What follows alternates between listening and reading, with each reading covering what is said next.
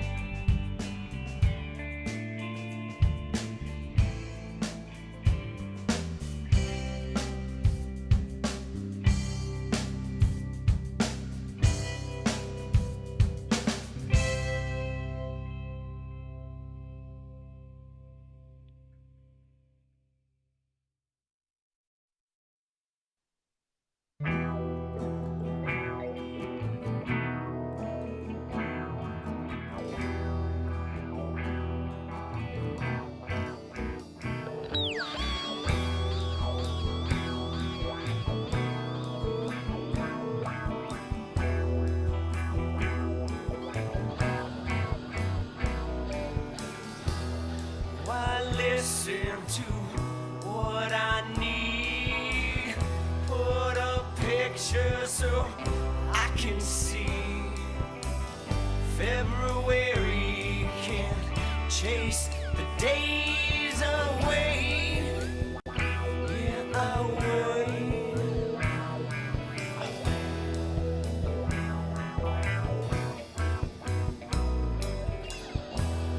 Why listen to what they say? Save yourself for another day. This one's coming, it's gone to the wind again. Yeah, again. Again.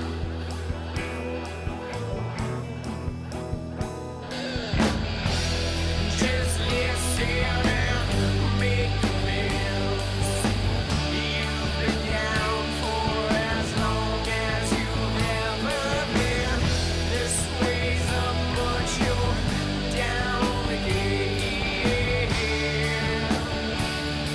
It's just like you to pull off what you thought you couldn't think today. The lost stranger, the wonder familiar face. Broken hearts made of pieces that shake. I've had one too many of them. So now we greet.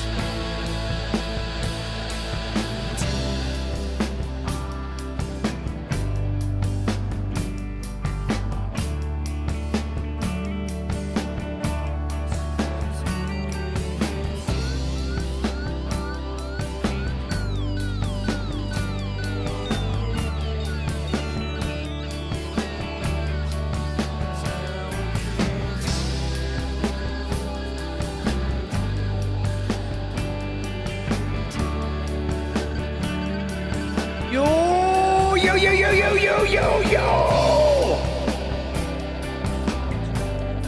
Let's go!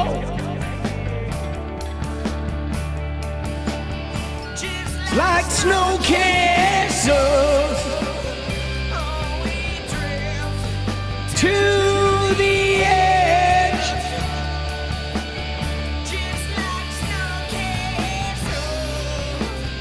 Oh, we drift to the edge, just like snow castles. Oh, we drift to the edge. Snow castles, we drift to the edge.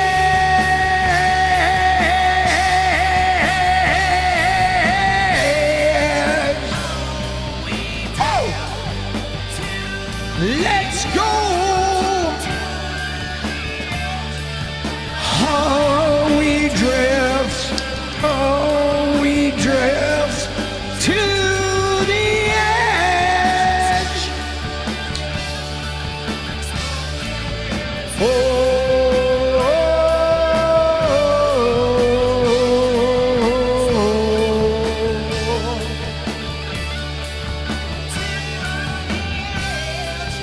To the edge, to the edge.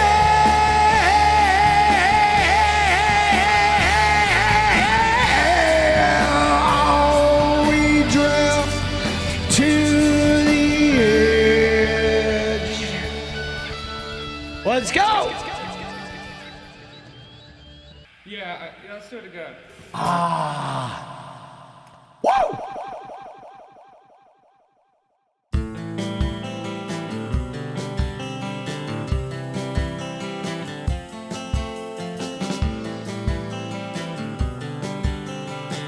How we doing?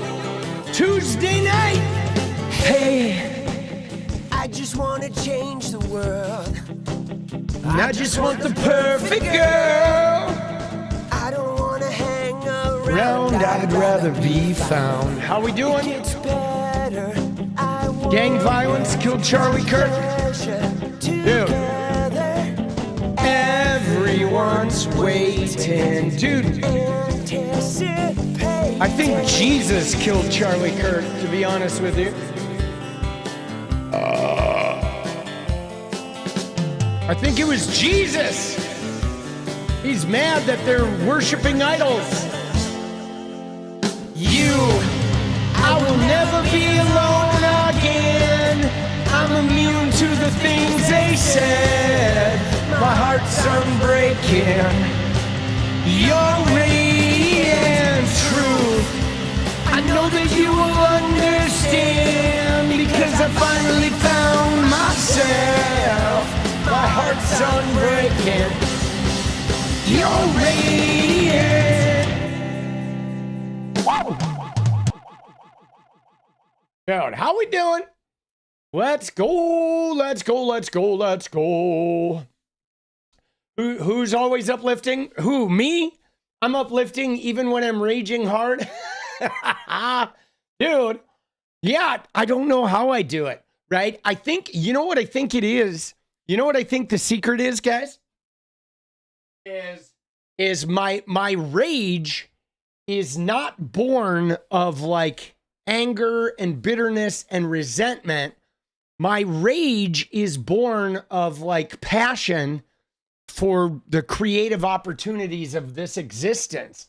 You know what I mean? Like I am filled with rage, but it's not because I don't like my life or because I hate the world. I am filled with rage because I feel like I see the world's possibility.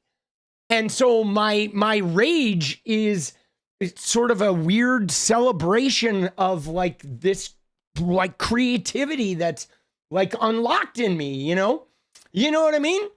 And that's why I can like, you know, I get this all the time where people will get in my replies and be like, you must be so miserable and angry. And I'm like, dude, actually, I'm just mostly never angry, right? I am filled with rage, but I am hardly ever angry. I mean, figure that one out. You know what I'm saying? It's like, I don't know what it is, but I think my rage is from passion and not resentment. And I think there's a big difference, right? Because I think when your rage comes from resentment, you're never happy. I mean, a classic example, guys, is looking at the rage of Republicans, of MAGA, and they're never happy, okay? They can say, oh, it's the transgender people, and then they can take away all the trans rights and never see a trans person, and they're not going to be happy. Then they'll move on to the immigrants. All the immigrants are shut down. They're not happy, right? They can go after the people of color, take away food stamps, take away Medicare, take away, you know, everybody's like school lunches, right? Put guns on every corner. They're still not happy, okay? They're right. It's like they're never going to be happy because their rage is about a resentment, like some deep inner resentment. And so they are perpetually like easily triggered, you know what I'm saying?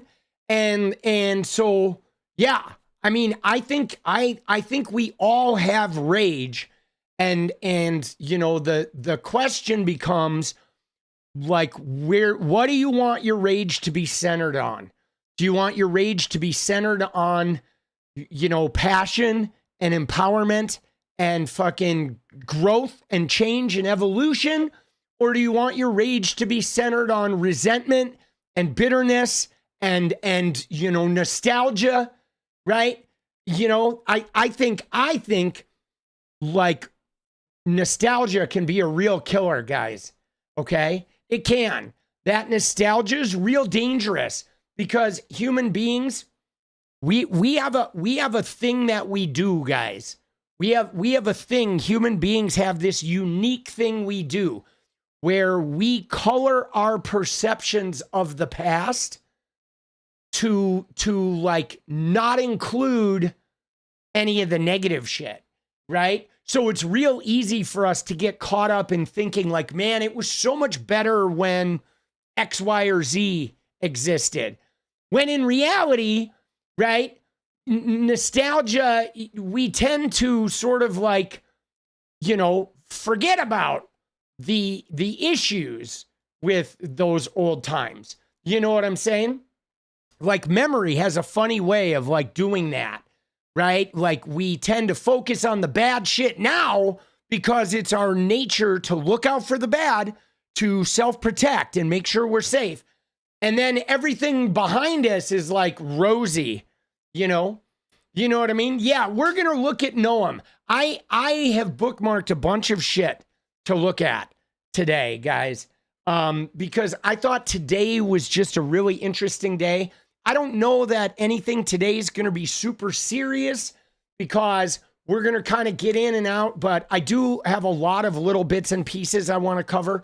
I think, obviously, the first thing we're going to start with, dude, I bookmarked a lot of shit today, dude. I got a lot of bookmarks, okay? But we are going to start with fucking Pamela Bondi, okay? Dude, Pammy, oh my God. Dude, what a fucking disaster this woman is, right? I mean, we saw it. I don't know how much you saw of her little thing, but she was refusing to answer questions. She was defiant and petulant and a baby throwing tantrums and, going on the attack. So MAGA probably likes her. I know a lot of MAGA actually doesn't like her, though, because she's not putting Democrats in jail.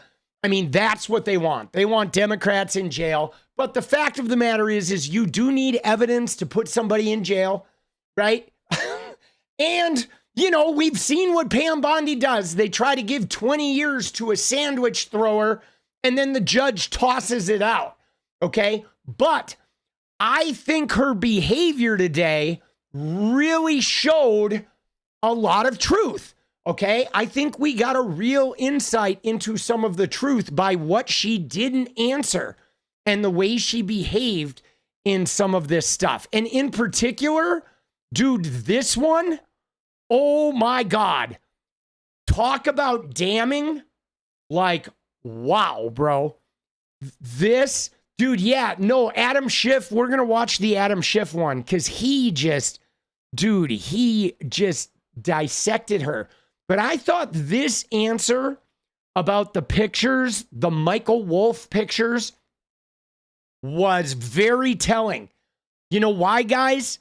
There's a thing. Dude, Tony, let's go, baby. Steady rage can be productive. There's a tendency to have political amnesia when tragedy is abused by power. Difficult to process. Vietnam and 9/11, 100%, boss. Let's go. Oh, right? Dude, steady rage can be productive. Again, though, guys, I believe, though, it can be productive as long as that rage stems from your passion to produce, to be creative, as opposed to the rage being a resentment for all that you haven't gotten, okay? If the rage is about your zeal to fucking get in there and like show up, right? Very good. If your rage is about everything the world's denied you, very bad. Because rage can be turned against you, okay? It can. It's very dangerous. It's real easy for it to turn against you. You know what I mean? And believe me, in politics, I fucking get this a lot. I do. I get it a lot. A lot of times where I have to just like, whew, dude, I have to take a breather, bro. Because there's like, right-wingers, they exist almost solely to activate our rage. That's really all they do. Yeah, it can eat you alive. It can. But I have a good body worker who helps me get that shit out of my body. I now get a massage every week or every 2 weeks if I'm like short on money. But that's a really important part of the process for me, is getting it out of my body, right? The other thing I do that may be too much TMI, but I personally, I can't agree. I can't tell anybody how to live their life. But for me, like, sexual energy is really tied to that. So I have been one of those guys that believes in having plenty of orgasms. All right. Dude, I know it sounds crazy and it may be too much information, but I can't tell you how freeing they are to get rid of like some of that like energy, right? Like guys who don't jerk off, right? Like Andrew Tate tells guys, don't jerk off. Dude, those guys like hit people. It's like so dumb, dude. Your rage will fucking tear you up. And women too, man. Dude, women, like, dude, get in there. Take care of yourself. Trust me, it's good for the rage. Dude, let's go. No, I do not get any tantric massage. They are two separate things. Okay? But yeah, dude. Yeah, man. Dude, I am like an apple a day kind of guy, bro, when it comes to that shit. Minimum. Okay? Minimum of 1 apple per day. You've been voluntarily celibate. Hey, but see, Gen X, though, if like, you know, sometimes that is like a really good thing too, right? You know what I mean? Like, you know, that can absolutely be a good thing. You know what I'm saying? I mean, but, you know, you can sort of like, we can have some of that feeling without having sex with somebody, you know? I mean, I've gone, you know, years without having sex with women, right? But for me, it's like I'm like an apple a day kind of guy. But everybody's got their own technique. But that's for me. It's tied to my creative process. For me, that energy is like my rage, my creativity, my mania. All of that is tied up in that shit. But that's my thing, dude. All right. You know, I believe in it. It works for me. But so now to get back to Pam, okay, I thought this answer, the denial about the photos, okay, about the photos, you know what I'm saying? And somebody asked about crying. No, I will say, guys, the crying can be tied to that release. It's a like an emotional, spiritual connection, okay? I'm shit you not. I have been with women who have had that. And I've had it too at times where after a release like that, there's like emotional tears. It's not unusual. It's like more common than you think because it's all tied into our like higher emotional connection and shit. You know what I'm saying? You know? It's like more normal than you think, you know, and yeah, no, it's really, I mean, it would be, you know, what would be crazy is if we could actually have discussions about that kind of stuff. Like, you know, when people have crazy amounts of joy, you know, for me, I tend to cry more for joy, right? I cry more in joyous situations than I do in sad situations. Right? Everybody's wired a little different. But for me, I'm not really a sad crier. I'm a joy crier. You know, I'm somebody who's like, man, when I'm filled with joy and like pride and happiness, that's when I cry. Right? But I think it would be amazing if we could have more honest discussions about our sexuality and shit, though. But anyway, so to get down to this question, I feel like this one is really, really important because we know, guys, okay, we know that Donald Trump did a serious 180 related to the Epstein files. We know this. We watched it. They were so committed. Everybody, the whole admin, as soon as they went looking for his name, they did a 180. And it's entirely possible that these photographs are part of the reason why that 180 happened. Michael Wolff has talked about seeing the photos. Other people have said that they fucking, you know, that Epstein was taking photos, was taking videos. There's a lot of, you know, circumstantial evidence to corroborate this stuff. And so fucking White House comes right out and just asks her straight up about these pictures. And she like lays into him, and then she does a quick emergency exit from the freeway. And I walked away from this being like, she's seen these photos. These photos fucking exist.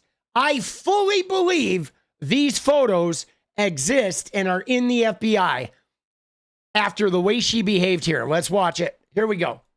Let me ask you something else. There's been public reporting that Jeffrey Epstein showed people photos of President Trump with half-naked young women. Do you know if the FBI found those photographs in their search of Jeffrey Epstein's safe or premises or otherwise? Have you seen any such thing? You know, Senator Whitehouse, you sit here and make salacious remarks, once again trying to slander President Trump left and right, when you're the one who was taking money from one of Epstein's closest confidants, I believe, I could be wrong, correct me, Reid Hoffman, who was with Jeffrey Epstein on multiple occasions. And the senator sitting right next to you tried to block the flight logs from being released. Yet you're grilling me on President Trump and some photograph with Epstein? Come on. The question is... Dude, let's pause there. Because first off, she goes after him for campaign donations from Reid Hoffman, okay? Which, I mean, there's plenty of Republicans who have taken money from Epstein associates, okay? But all right, fine.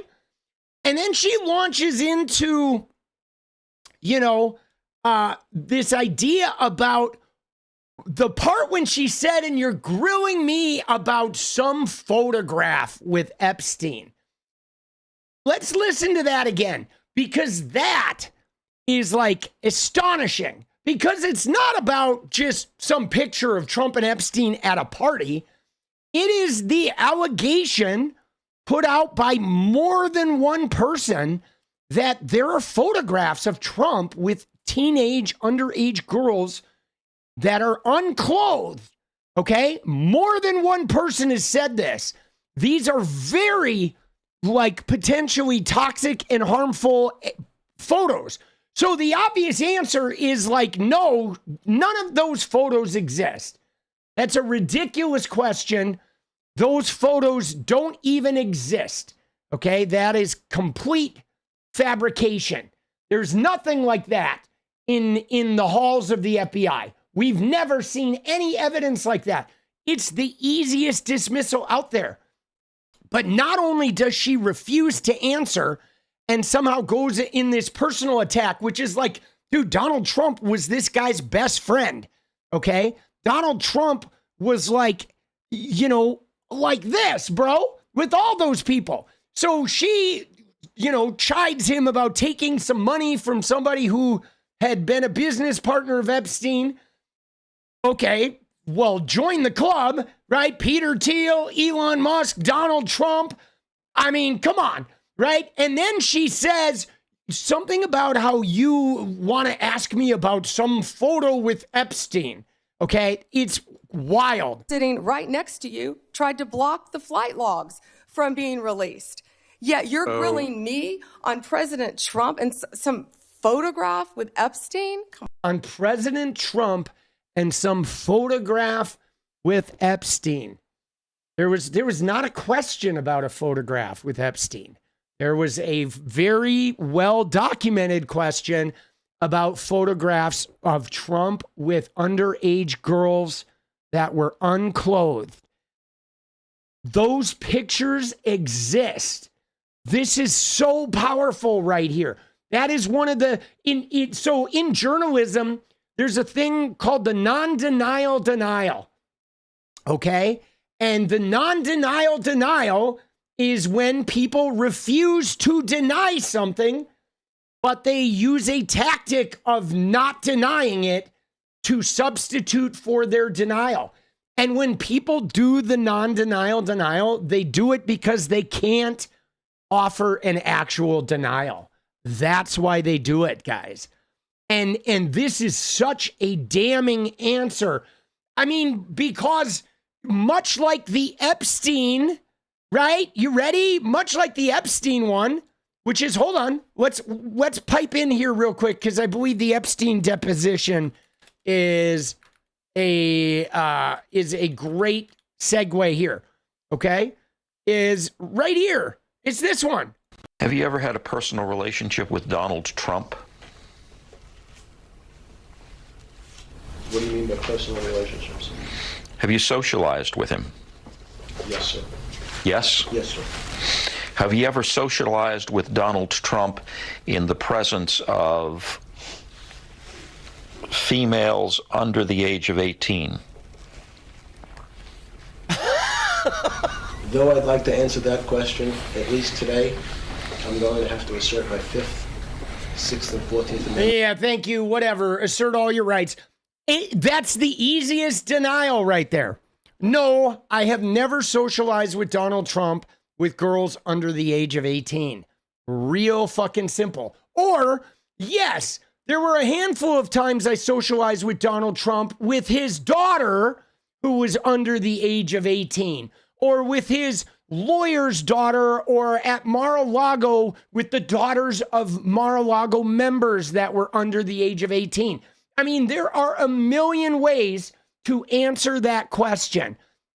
But if you're talking about girls that weren't family members present with their parents, and you're implying some sort of sexual connection, no, I have never socialized with Donald Trump with women under the age of 18. It's real fucking simple, okay? Non-denial, denial. I mean, he pulled out the whole asserting his rights, but dude, this is what she did. So we know that these pictures exist, bro. We know it. I have never been more certain that those pictures exist, but here we go. Watch the rest of this. Who was with Jeffrey Epstein on multiple occasions. And the senator sitting right next to you tried to block the flight logs from being released. He's unmoved. Yeah, you're grilling me on President Trump and some photograph with Epstein? Come on. The question is, did the FBI find those photographs that have been discussed publicly by a witness who claimed Jeffrey Epstein showed them to him? You don't know anything about that. Okay? Dude. Wow. Like, wow, though. Why didn't she just say those things don't exist? The FBI has never seen any material like that. That is the easiest slam dunk. I think those pictures exist. I think Michael Wolff watched this and is like, he's texting people. I told you. I fucking told you. Dude, he told us. He fucking told us. He's not the only one. I mean, there have been many people who have talked about that shit. But in the end there, she just went silent, bro. She just went silent. That is one of the most damning pieces of testimony that I have ever seen in one of these hearings. Ever. Right? Unfucking believable. You know what I'm saying? You know what I mean? Dude. And so, dude, oh, is that true, Ambien, that there's not even direct money to White House, just money to the Democratic Congressional PAC, and then he takes it? Yeah. See, I honestly, I don't think what she said there is like a huge deal anyway, because like, guys, when people like donate money to you, you know what I'm saying? As a candidate, these candidates don't know everybody who donates money to them. And I'm sure they take donations from people all the time. You don't know what years those come from. I don't think they were taking a lot of money after he got arrested for the sex charges. I'm pretty certain no Democrats took money after him. After that, I'm sure before it, they were all taking it. But I don't know. The money donation thing, if it's like a regular thing and you're passing policy that's affecting their business, but I don't know. I don't look at the money donation thing as that big a deal, because I understand that fundraising is a part of shit. But if it's not associated with like behaviors, I mean, people donate to candidates all the time. All kinds of people do, right? And so to me, it's more like when they have a behavior. Somebody's a repeated donor, and then when legislation comes up that favors their company, okay, then I'm like, yeah, that's a fucking problem. But as far as donations, you know, Donald Trump donated to Kamala Harris multiple fucking times, okay? Like, people are always donating to politicians, and they donate to their party, and people in the party take donations from fucking everybody that gives them money. You know what I mean? Until they find out the person's a creep, and then they don't do it anymore. But yeah, I didn't find that very convincing. Okay. Now, this is great though. Dude, she is crazy, but here we go. This is another one also from White House. Dude, sperm donations. I'm sure Pam Bondi has taken her share of sperm donations. Dude, oh shit. Oh fuck, dude. We know that Kristi Noem has. Dude, she's got a line, bro. Oh shit. But anyway, all right, here's Pam Bondi. This is another one though. Okay, you ready, guys? Because look at the way she fucking responds to this. Now, this is about Tom Homan. Okay, Tom Homan was going out and offering potential contracts with Donald Trump if people would give him money. So there was a sting operation where some federal agents recorded video of him taking 50 grand, and then Trump's DOJ kills that investigation. But where's the 50 grand? Okay, we know he took it, but now what's crazy is she's about to pull the whole, well, I'm the Attorney General of the United States. I'm in charge of all this, but I don't even know what's going on with that. I have no idea what you're talking about. That was before I got here. It's like, yo, it may have been before you got here, but we're looking into it now. So it is your fucking business. You don't, as the Attorney General, get to ignore the body of work that came before you in the DOJ. It does not work like that. Okay. You know what I'm saying? I don't take CEO of fucking Disney and then they come up and are like, well, we're having a problem with something that was started 5 years ago. And I'm like, well, I don't know what to tell you. I'm only the CEO from like the minute I started. All that other shit, you're going to, right? You can go talk to my gardener. He'll give you some good advice, dude. Oh, shit, right? All right, here we go. This is a good one.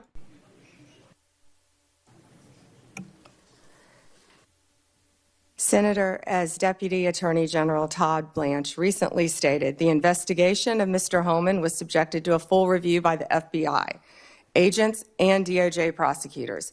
They found no credible evidence of any wrongdoing. And that was not my question. My question was, what became of the $50,000 in cash that the FBI delivered, evidently in a paper bag, to Mr. Homan? Senator, I'd look at your facts. Are you saying that they did not deliver $50,000 in cash to Mr. Homan? Senator, as recently stated, the investigation of Mr. Homan was subjected to a full review different question. by the FBI agents, That's a by different Department question. of Justice prosecutors. They found no evidence of wrongdoing. That's a different question. What became of the $50,000? Did the FBI get it back? Mr. Whitehouse, Senator Whitehouse, you're welcome to talk to the FBI.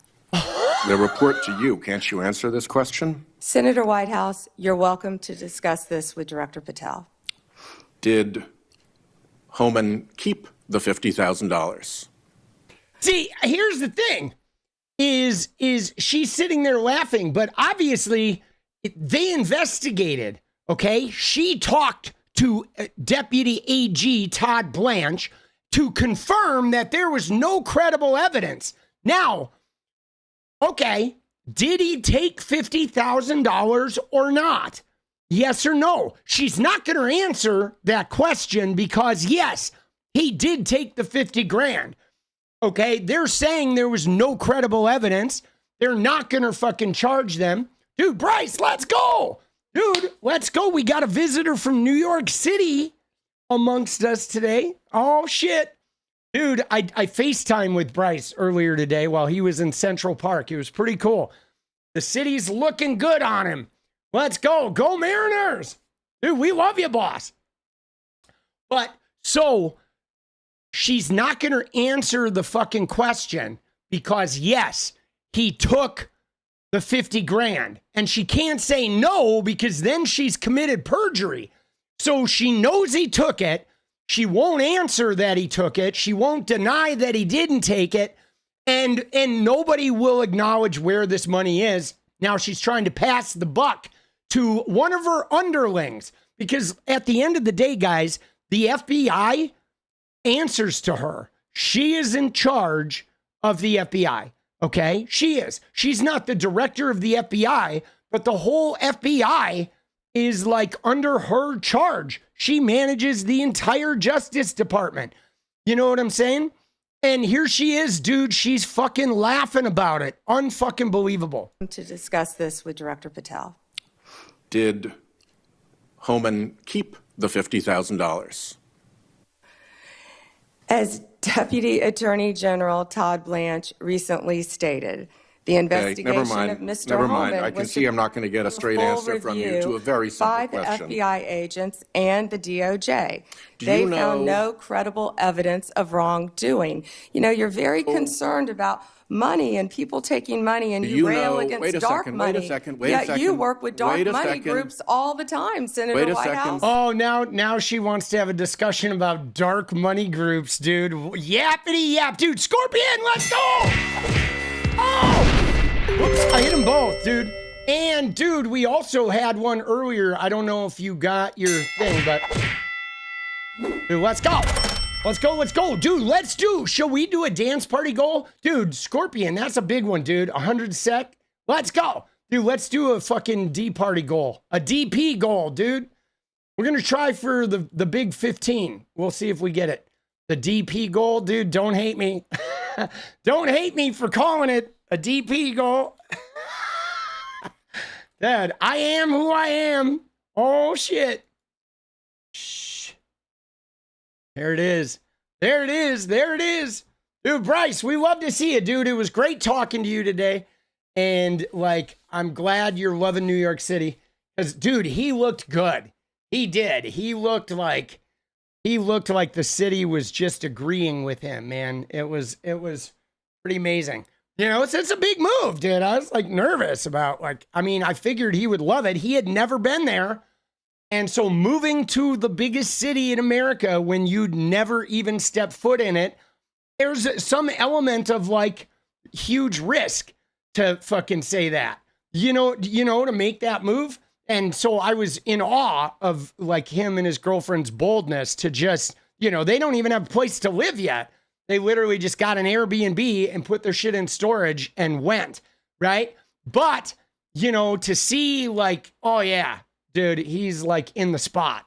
Dude, it was great to see. It was like now I have no worries left. You know what I'm saying? After that call today. Dude, the Mariners won. Let's go. A lot of courage. Dude, yeah, no, it's really brave. I wouldn't do it. Like when I was 18, guys, I didn't even like my parents. I lived in a tiny 2-bedroom apartment with my parents. I did not like my parents. They were fucking annoying. They were alcoholics. It was super problematic. I got accepted to UCLA and UC Berkeley, and I wanted to go to Berkeley because it was like the epicenter of, you know, the civil rights movement and all the activism of the 60s, which I was like super into, but I was too scared. I was too scared to leave home. I never even went up there to check it out. I just fucking denied. I just didn't accept. And I went to UCLA instead because it was close and I could live at home and drive there. And then a short time later, I joined a fraternity and moved on campus. But dude, I was too afraid to go, right? And I consider myself pretty fucking bold, you know? I mean, but I was too afraid to go. But dude, they went, dude. They went super gutsy. Crazy. Love to see it. It's very inspiring. You know, Very inspiring. But yeah, dude, isn't that wild? Okay, so those are the two primary Pam Bondi comments. Now, we have one more though, guys. We have one more that we got to watch, which is the Adam Schiff, okay? Which I thought I saved. Oh, I guess I didn't save it yet. No, I had it, but... Dude, Willem, let's go.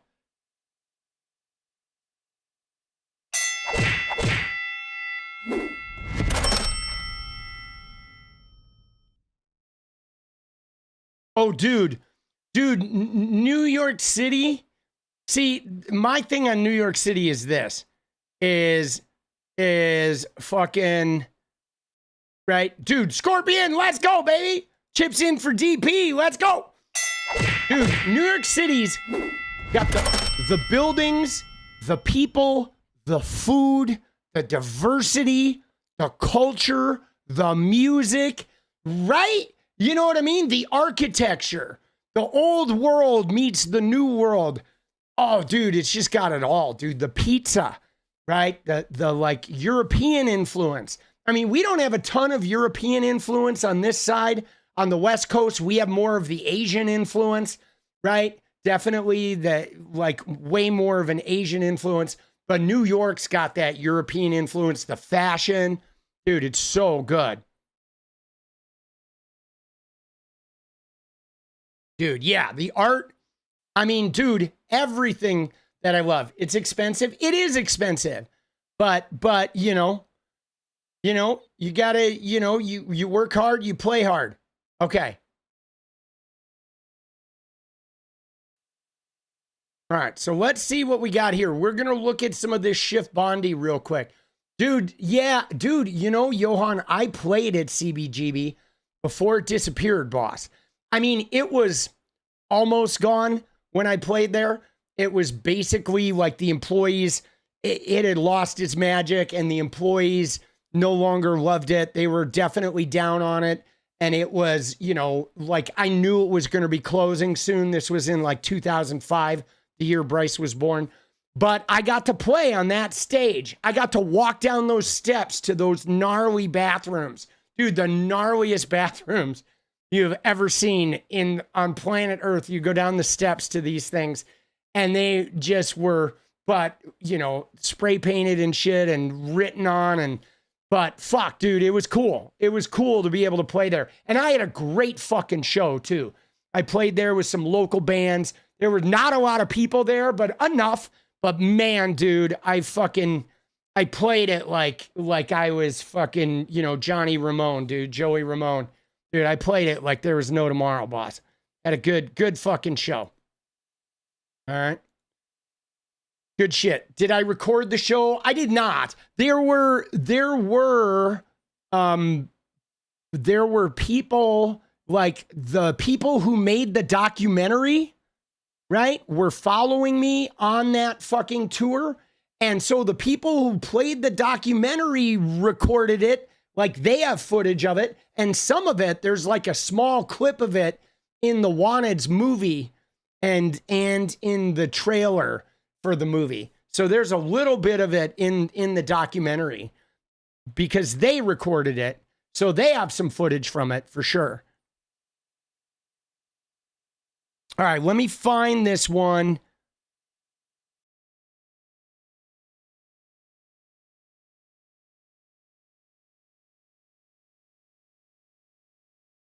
Oh, this is it. Look at this.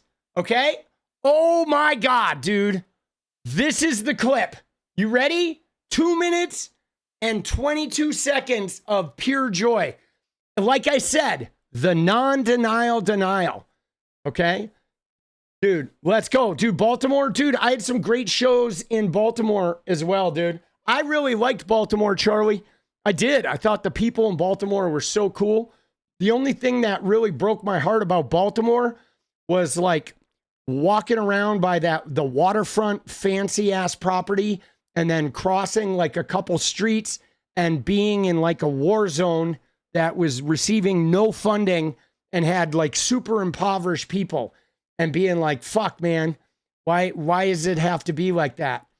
You know, that was the shit that was like heartbreaking for me, because the wealth and the poverty in Baltimore are so fucking close proximity. Like, and yeah, dude, I mean, you're not wrong. All of the cool art shit is not on the waterfront. But yeah, dude, Baltimore has some real severe wealth inequality shit, you know? So my band it's in the description. It's called The Wanteds. It was a one-man indie rock band, right? All right, you ready? Let's go. Let's watch Bondi. All right, here we go. So these are just some of the questions you refused to answer, or have answered with personal attacks on members of this committee. You were asked whether you consulted with career ethics lawyers, as you promised you would do during your nomination hearing, when you approved the president receiving a $400 million gift from the Qataris. You refused to answer that question. You were asked who or what role you may have played, or who played the role in asking that Trump's name be flagged in any of the Epstein documents gathered by the FBI. You refused to answer that question. You were asked whether Holman kept the $50,000 bribe money.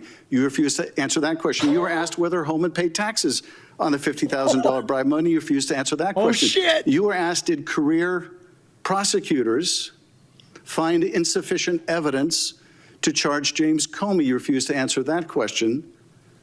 You were asked, how are military strikes on these boats in the Caribbean legal? And you refused to even answer that question. You were asked, law degree, excuse me.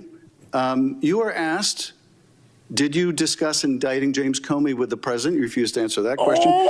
You were asked, did you approve the Dude, she's triggered! hiring of antitrust lawyers who disagreed with the Hewlett-Packard merger? You refused to answer that question. You were asked whether you support a restoration fund for violent insurrections to attack the Capitol on January 6th. You refused to answer that question. You were asked whether you were firing career professionals, career prosecutors, just because they worked on January 6th January 6th investigations. You refused to answer that question. You were asked by my California colleague whether you believe government officials, like immigration officials, have to abide by court orders. You wouldn't even answer that question. This is supposed to be an oversight hearing. Oversight? Excuse me, you can attack me after my time is over. Dude, oh my God, he preemptively set it up. You can attack me after, oh my God, dude. That was fucking brilliant. Like, dude, think about that though. Guys, think about what he just stored in here, okay? She didn't answer, you know what I'm saying? She didn't answer if she spoke with ethics lawyers when she approved that bribe from Qataris, right? She didn't answer about the Trump's name in the FBI. She refused to answer the Holman money question. She wouldn't answer if he even paid taxes on that money. Okay, she refused to answer questions about who she was talking to and how she was picking the prosecutors for Comey. Okay, she wouldn't answer about these antitrust merger things, wouldn't answer about the J6, and she wouldn't even answer about whether immigration officials need to abide by court orders. Like, wow, dude, what did she answer? You know what I'm saying? Like, what did she answer? Nothing that was important, nothing that, you know, and you have to ask yourself, though, why didn't she answer them? Okay, there's no reason she couldn't answer those questions. I mean, there is a reason that lying to Congress is there's a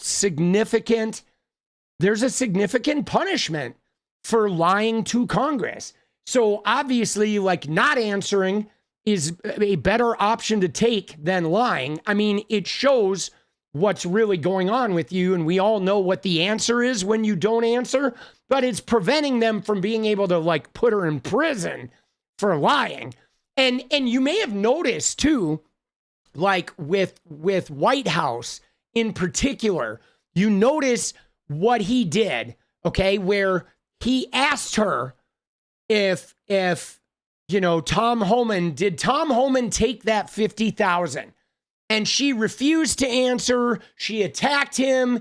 And then she's like, you're being ridiculous. And then he said, oh, so are you saying that Tom Homan didn't take $50,000? That they did not give him 50,000? And then she wouldn't answer that either, because you notice he played like both sides.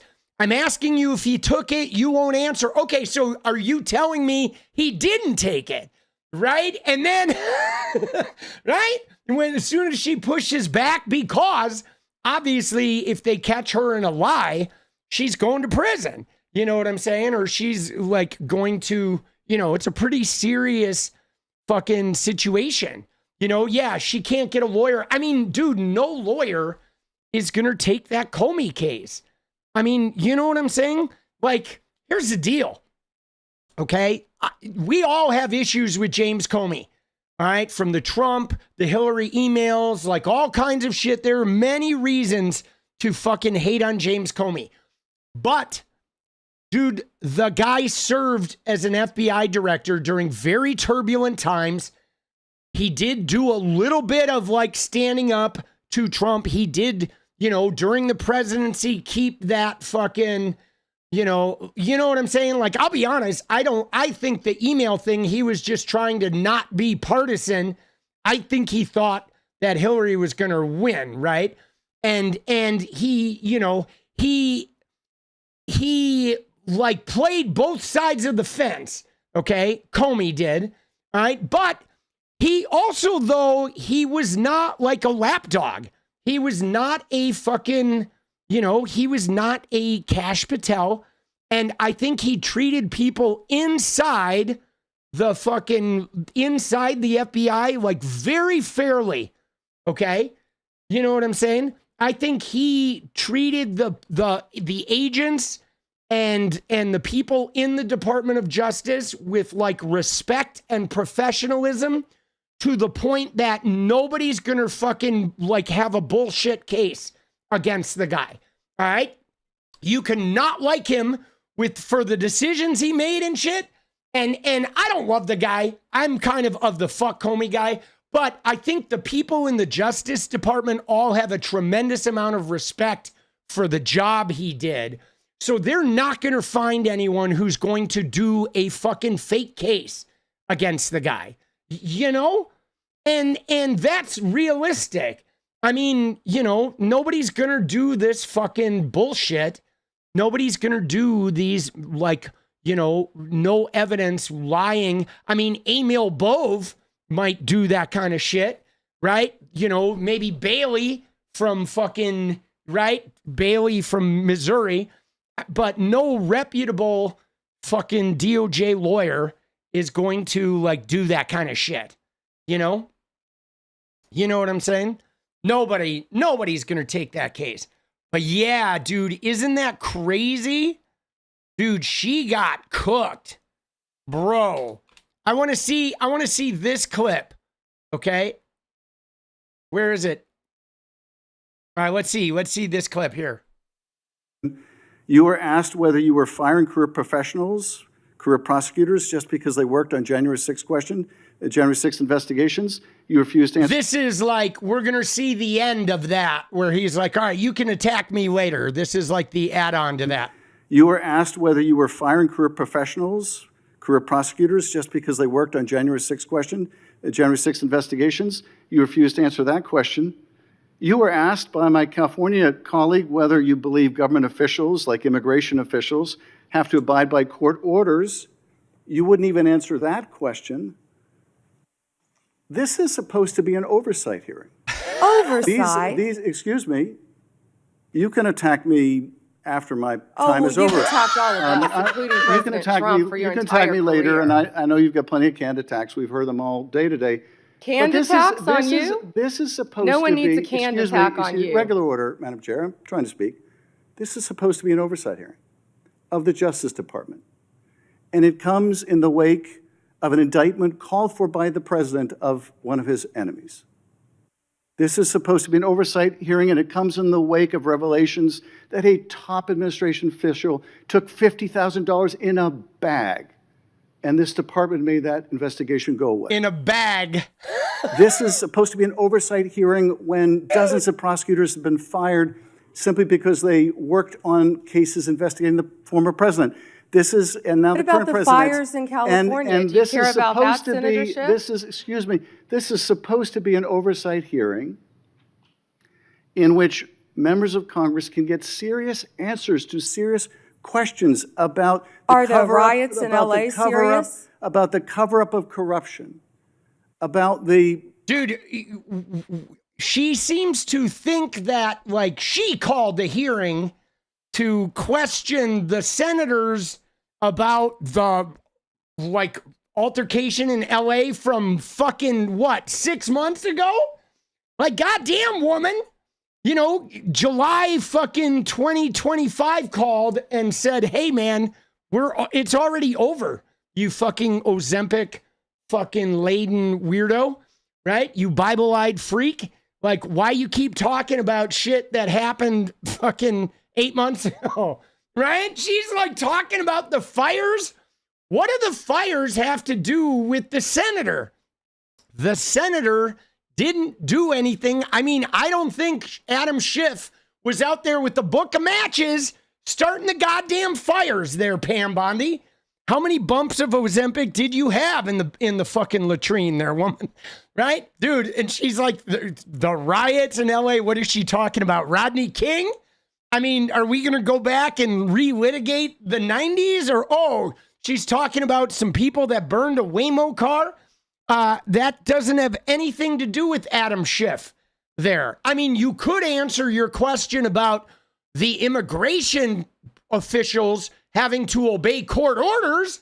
That actually may have some overlap with what went on in LA with the burning of the Waymo car. I mean, call me crazy, but I think those two scenarios, like immigration officials obeying the law and respecting the Constitution and the behavior of people when immigration officials show up in their neighborhood, I think, you know, that maybe we could talk about that. But she wouldn't even answer that question. Dude, wild stuff. prosecution of the president's enemies. And I think you owe the president an will apology. when will it be Your entire career, that frankly. the members of this committee on a bipartisan basis demand answers to those questions and refuse to accept Clearly you're a personal, failed lawyer refuse because to you don't accept, understand when excuse someone me, can and cannot refuse answer to a accept question. personal slander as an answer to those questions. Personal slander. With Will that, you Madam apologize Chair, to Donald I yield Trump back. for slandering him? Dude, but so what's wild, I know you owe the president an apology. Why should Adam Schiff apologize to Donald Trump for all the times that Trump has called him like watermelon head? Like, dude, but you know what's crazy about this is you know that the MAGA, like, all they like is disruption and refusal to cooperate and you know, like, trying to be a thorn in somebody's side. So MAGA probably really liked her. You know what I mean? Although a lot of them hate her because she's not arresting Democrats, and she's never going to because there's no evidence. So they're always going to hate her. But she got so cooked. I mean, it just doesn't look good for her that that's all she could come up with, right? That's all she could come up with. You know, the whole fucking hearing was like, oh, baseless attack after baseless attack. I mean, it may have been different if she had answered some of the questions. If she had answered those questions and then slung some shit, maybe she would have gotten away with it. But she like chose to repeat the same canned attacks. You took money from so-and-so, you dark money, you said something bad about Trump. What about some shit that happened in your state that has nothing to do with you? Oh my God, your state had a flood. It's like, yo, bitch, talk to God, right? You've got a cross around your neck. If you have an issue with the flood, talk to your fucking man upstairs. Why you asking the senator, dude? He wasn't out there with a bucket of water. You know what I mean? Like, it's just really stupid attacks, right? They weren't like good attacks. They were sort of attacks coming from, I don't have anything to attack you with. So I'm going to do like this really dumb shit. And then I'm going to like dig in my heels and I'm going to die on that hill of like having not even a good attack, you know, not even something that's funny or like a zinger, you know what I'm saying? But all right, guys, we have 37 minutes. Let's go. 37 minutes. We're checking in on that. But so that was Bondi. Okay. So now we got Bondi. Okay. I thought that was interesting, but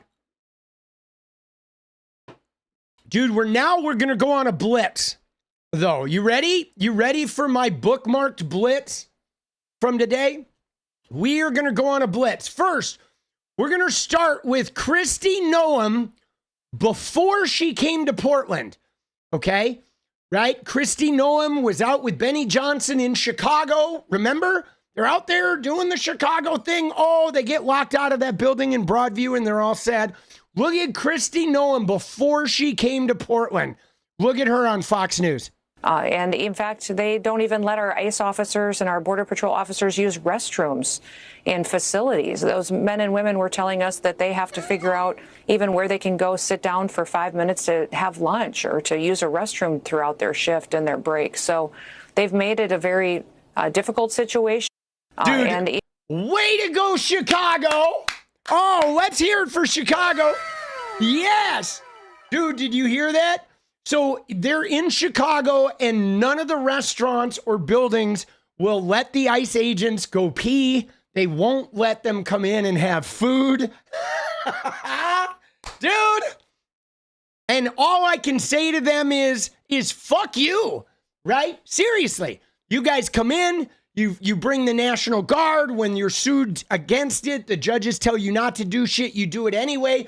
You pay no respect for people's fucking, their rights. You have situations like this, where you have random people who are screaming, I'm a citizen, and you try to take them anyway. You kidnap citizens. You're untrained. You leave your car running in the middle of the road while you jump out and racially profile people. You wear masks. You're assholes. Fuck you. You will not eat here. You will not fucking go to the bathroom here. You will get no support from us because you don't deserve it. You guys behave like fucking renegade assholes, so you will be treated like renegade assholes. And that's that, okay? So yeah, they are violent. Now, that was before they went to Chicago. Now, the other thing is, that was before they came to Portland. Okay, so now they come to Portland. And one of the first things I saw was this. This was Benny Johnson. Okay, you have Benny Johnson meeting with Nick Sortor, meeting with Kristi Noem. It's a big content day, but this was the first post that Benny Johnson did where he said, breaking, DHS Secretary Kristi Noem stares down army of Antifa and a guy in a chicken suit from the rooftop of the ICE facility here in Portland. Army of Antifa, guys. Look at that army of Antifa. Okay, this is a light, right? The army is like 12 people.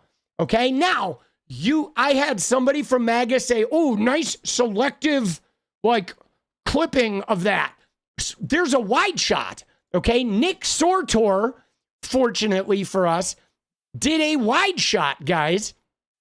And there it is. Look, says now, Secretary Noem is on the rooftop of ICE Portland as leftists scream F the immigration authorities in Spanish and welcome to the war zone. Dude, Martine, let's go. You're sick, but we love you. Thank you, boss. Noem just reassured me she'll do everything in her power to ensure what happened to me here in Portland never happens again. So Nick Sortor's got Kristi Noem to make sure that he never gets in trouble anymore. Oh, Oh, he's got his little mommy. She's going to lay out his panties for him. Right?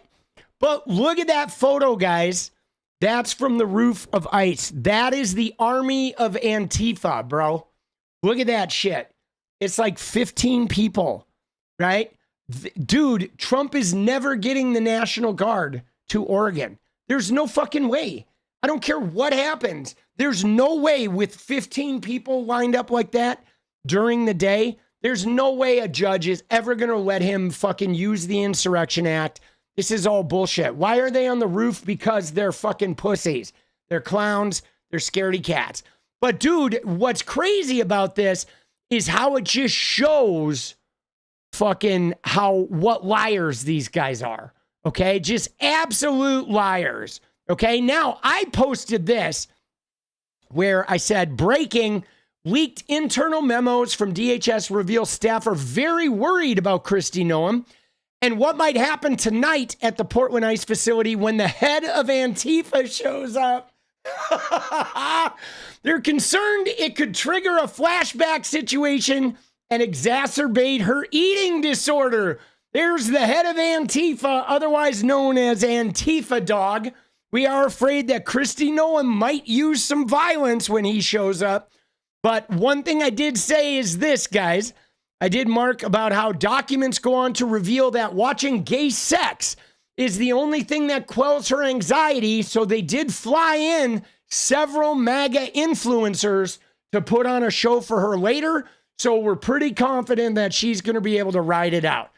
Dude, pitchfork. Let's go, baby. In solidarity, refuse service to anyone in ICE. Fuck protests, refuse service. Congratulations. You want to treat other people as second-class citizens? We don't serve your kind here. Agreed. So yes. All right. So that's why we found out through those internal DHS documents, we found out why they brought in, Benny Johnson, because they needed her to be able to relax after the head of Antifa shows up. Okay? Right? That now Trump was able to get the National Guard. Texas sent the National Guard to Chicago, guys. Now, what's great about this is look at these guys, dude. This is the Texas National Guard that they sent to Chicago. Dude, yo, Hoss, what is up, bro? Remember Pete Hegseth's little spiel about weight and being in shape? I'm wondering how many pull-ups these guys can do. Okay, now what makes this especially funny, guys, can I just share with you? Because just the other day, okay, it was literally yesterday that DHS posted this gem, guys. Look at this gem, okay? DHS posted... Hold on. I get it. I tweeted a lot today. Okay.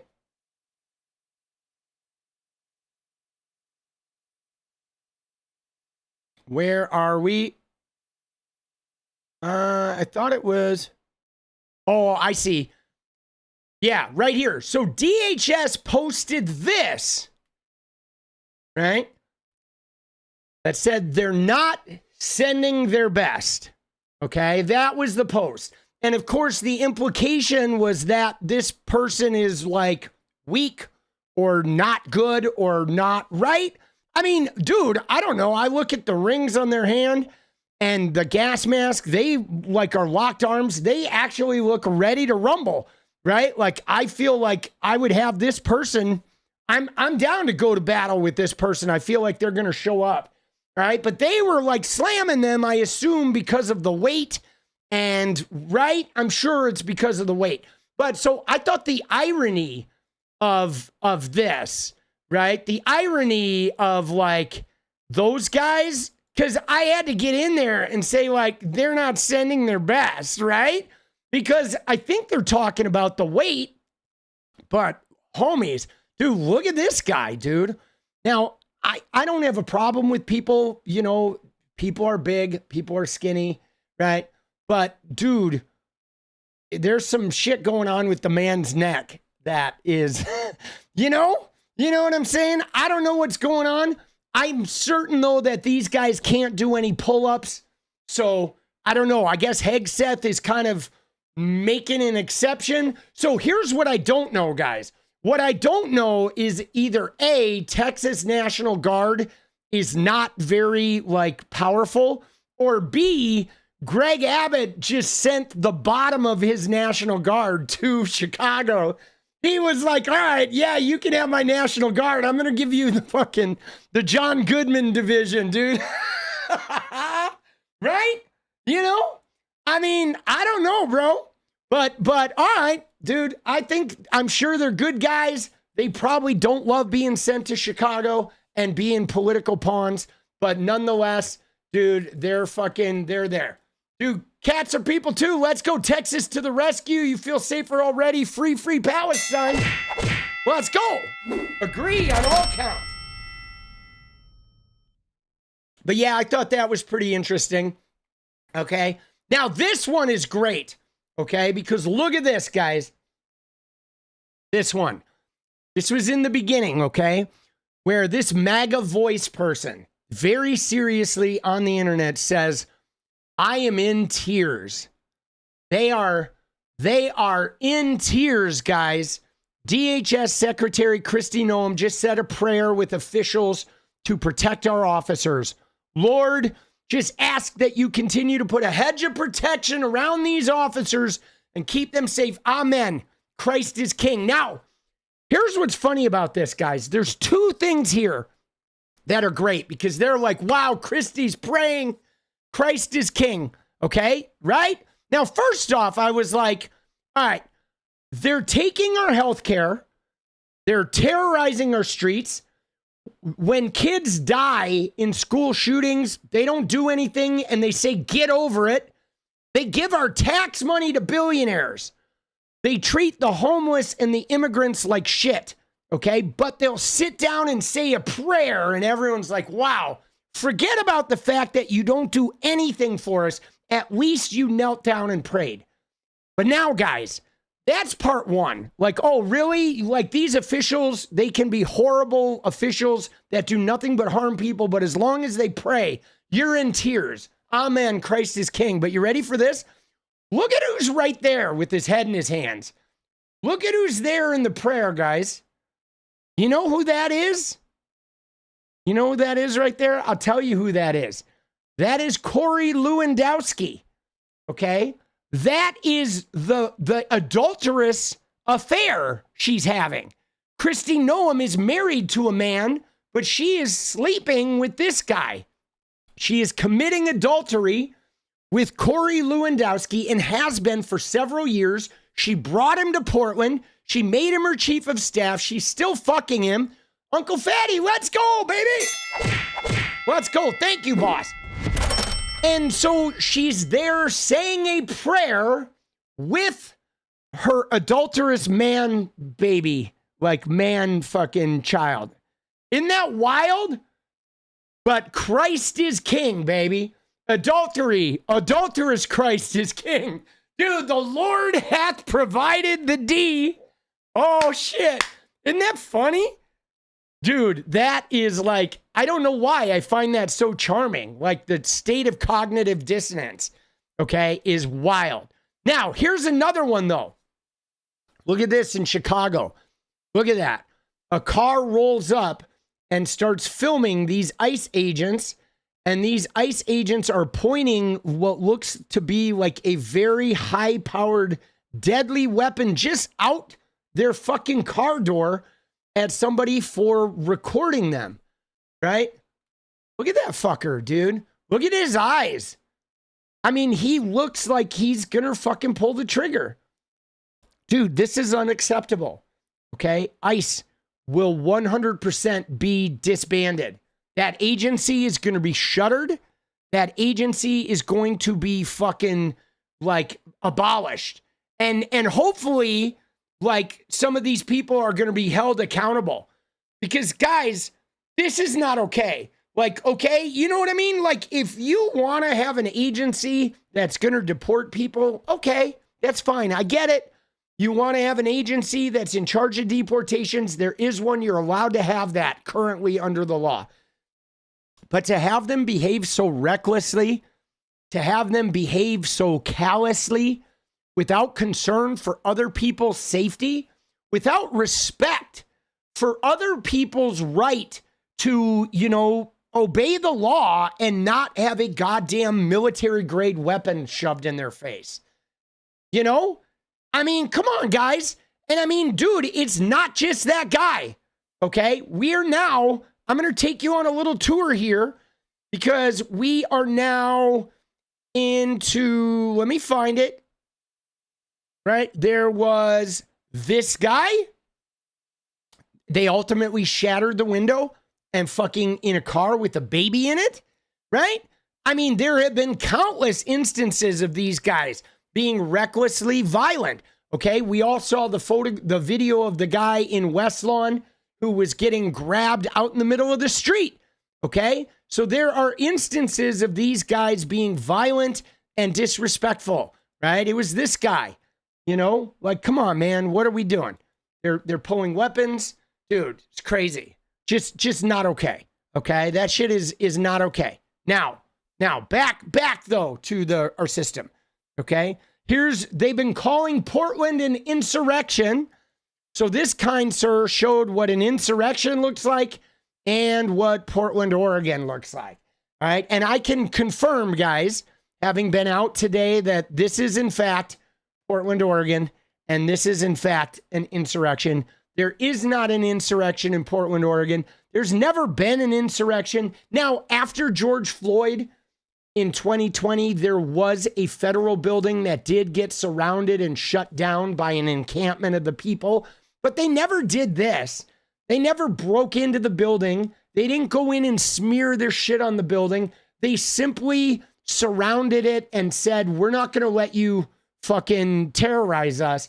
And the people, the federal officers hid in that building, and the people lived in an encampment outside it and wouldn't let them come and go because they were being oppressive and fucking disrespectful. Because we've had a real problem with cops being abusive here to protesters and otherwise. So yeah, it's not an insurrection. Okay. Now, guys, this one I feel like takes the cake, boss. Okay. This clip, okay, you ready?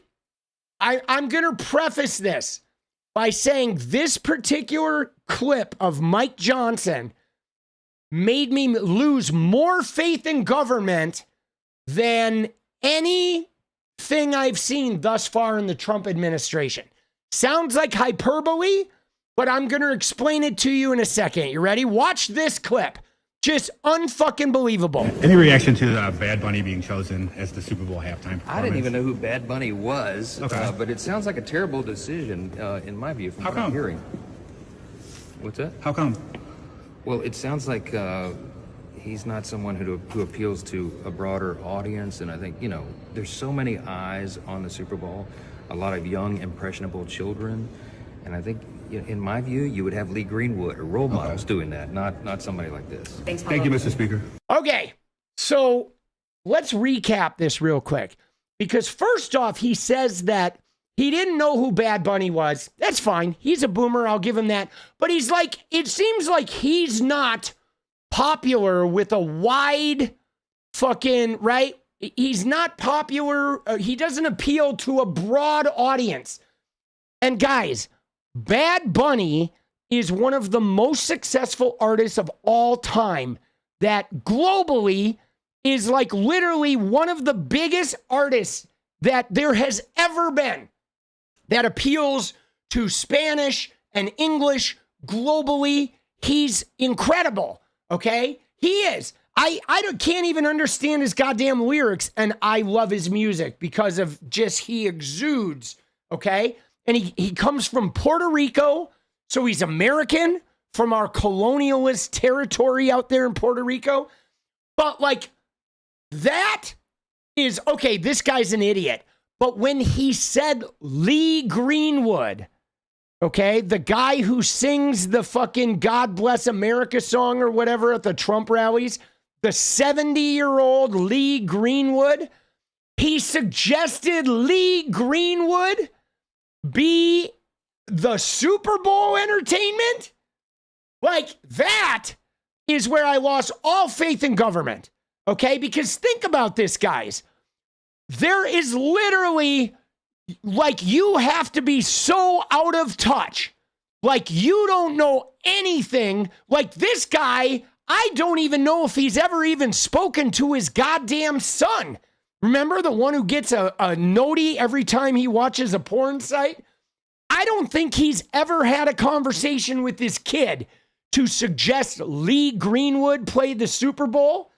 Like, this guy is so out of touch, so backwards, like behind the times, no fucking comprehension of cultural impact whatsoever. He is so unaware of what is going on in America that he suggests 70-year-old Lee Greenwood as the Super Bowl entertainment.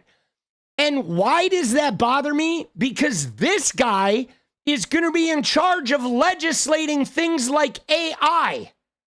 How the fuck is a guy who thinks Lee Greenwood should be the Super Bowl entertainment going to be able to legislate AI in a way that's not going to kill us all? Like, we're all dead, guys. We better start praying for the asteroid, right?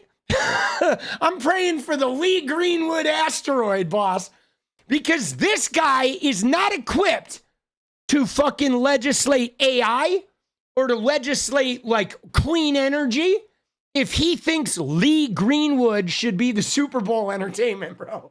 Bro, this guy should be, like, dude, he should be sent to fucking an El Salvadorian prison for even making such a suggestion, dude.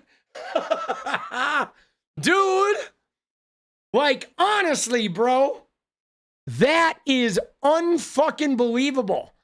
Like, that is one of the most fucking out of touch comments that I have ever seen in my fucking life, bro. Dude, dude, oh my God, bro. That shit is funny. He actually suggested Lee Greenwood, dude. Dude, I was like, no fucking way, bro. Oh, shit. Dude.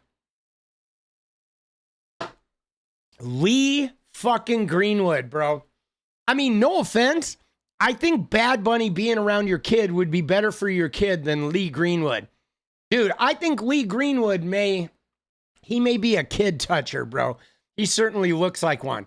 But I thought that was unfucking believable. Now, this, guys, this is really important, okay? Because this is a two-part situation here, okay? Once Kristi Noem got to Portland, okay? Dude, Uncle F, let's go, baby. You're sleeping with your Nikes on? All right. Dude, that's a good call. Let's check we got 7, guys. We need 8 more. We got 14 minutes, guys. So we need 8 more. We're almost there. Let's get that dance party together, guys. 8 more. 14 minutes. We can do this. But guys, this one is very important, okay? Because Kristi Noem, okay? Kristi Noem, when she got to Portland right off the bat, I guess they made a big arrest. Okay, it says Kristi Noem tells arrested illegal pedophile from Portland that he will be prosecuted and deported to his face. She said the child molester was arrested just 1 hour ago, right? They're not messing around here. So watch her go in and with her big thing. Hello. Hello. I'm Kristi. I wanted to ask you a few questions. How long have you been in the United States? You don't know? No English? ¿Cuántos años tienes en los Estados Unidos? 7 años. How many times have you come in and gone out of the country illegally? ¿Cuántas veces has entrado? All right, but anyway, whatever. She tells him to his face, you're getting deported. Okay, but then, guys, DHS released the mugshot later. Like, you know, an hour after this, they released his mugshot, guys. Right? There it is. Dude, they caught this guy. And so I gotta say kudos to DHS for doing a good job. They did catch the child molester. Right? There he is. He looks pretty nasty. I gotta admit, right? I thought like, all right, but they got him. Okay, they did get him. And so we're gonna give credit where credit is due. Okay? Dude, moves matter. Dude, that waistline, bro. Dude, can I just show you while we're here, dude? I gotta show you the real one, dude. The fucking best photo ever is, I mean, it's altered, but it's this photo. Dude, where is it? Let me find it. Dude, hold on, let me find this one. Dude, Uncle F, let's go. 6 more. We got this, guys.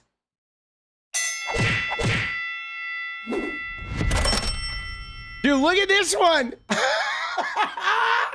Dude, pitchforks. Wait, was I not already supposed to be hoping for the asteroid? My bad. Yes, sir. Dude, this one is the money, dude. Oh, dude, isn't that great? Dude, that one is so good. Oh, shit, dude. Trump is like humming, bro. Dude, the man has game, dude. Right? Oh, shit. Oh, fuck. Dude, Drew Ladd, let's go, baby. Appreciate those smiles, boss. Oh, fucking A, dog. Let's go. Dude, we got 4 more. Oh, dude, Borrow Bad coming in hot. 3 more, baby. Let's go. Oh, dude, I love that fucking sound. Just knowing, dude, isn't that one great? Dude, Trump has some game, dude. Who is Lee Greenwood? He's the guy who sings the song before every Trump rally. The God Bless America, right? He sang it in like the 80s. And, you know, he had this song that came out in the 80s. But yeah, dude, isn't that shit funny, bro? Oh, man, they did release the fucking picture. They released the mugshot. All right, now this one, guys. I feel like this one is pretty important, okay? Because this is, okay, so we got this new TPUSA, all right, where they're just like going on this Charlie thing, where now TPUSA is like more about Charlie than it was when Charlie was still alive, okay? And so they have this thing of Charlie, Charlie, Charlie, almost 4,000 people at TPUSA's campus tour in Montana, all right? In the very lily white red state of Montana. They have thousands of white dudes that came out. But watch this, guys. You ready? Here we go.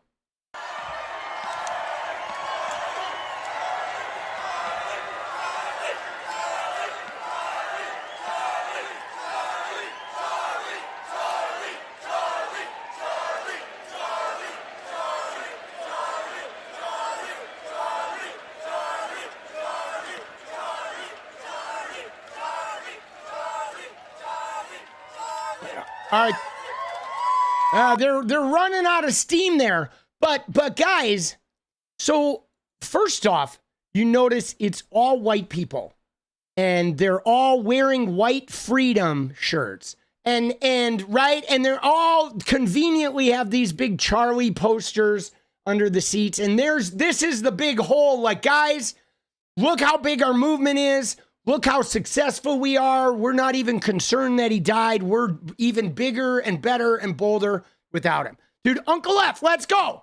Now, I have a couple things to say about this. Dude, first off, okay, it's creepy to me that, like, I wonder how long they're going to do this, okay? I wonder how long they're going to, like, do this where they're just chanting Charlie and shit. But I get it. Their movement is kind of fucked. So this is all they have. Okay, but what's crazy about this, guys, is that these guys are Christians. Okay? These guys are Christians. These guys are like, you know, Charlie was devout. Okay? He preached gospel all the time. He talked a lot about Jesus. Dude, let's go, dude. I think we got it. That's 15, right? Oh, there it is. Oh! Good fucking job, guys. Dude, let's fucking go, bro. Let's fucking go, dude. Amazing. All right. But so the thing about this, it's proud to be an American. All right, thank you, Lita. Right. I don't really, whatever Lee Greenwood song, I don't think it's important. It's a fucking shit song. He's a shit artist and whatever, but whatevs. He's never going to play a Super Bowl. I can guarantee that. But anyway, but it is, you're right. Proud to be an American. Right. Whatever.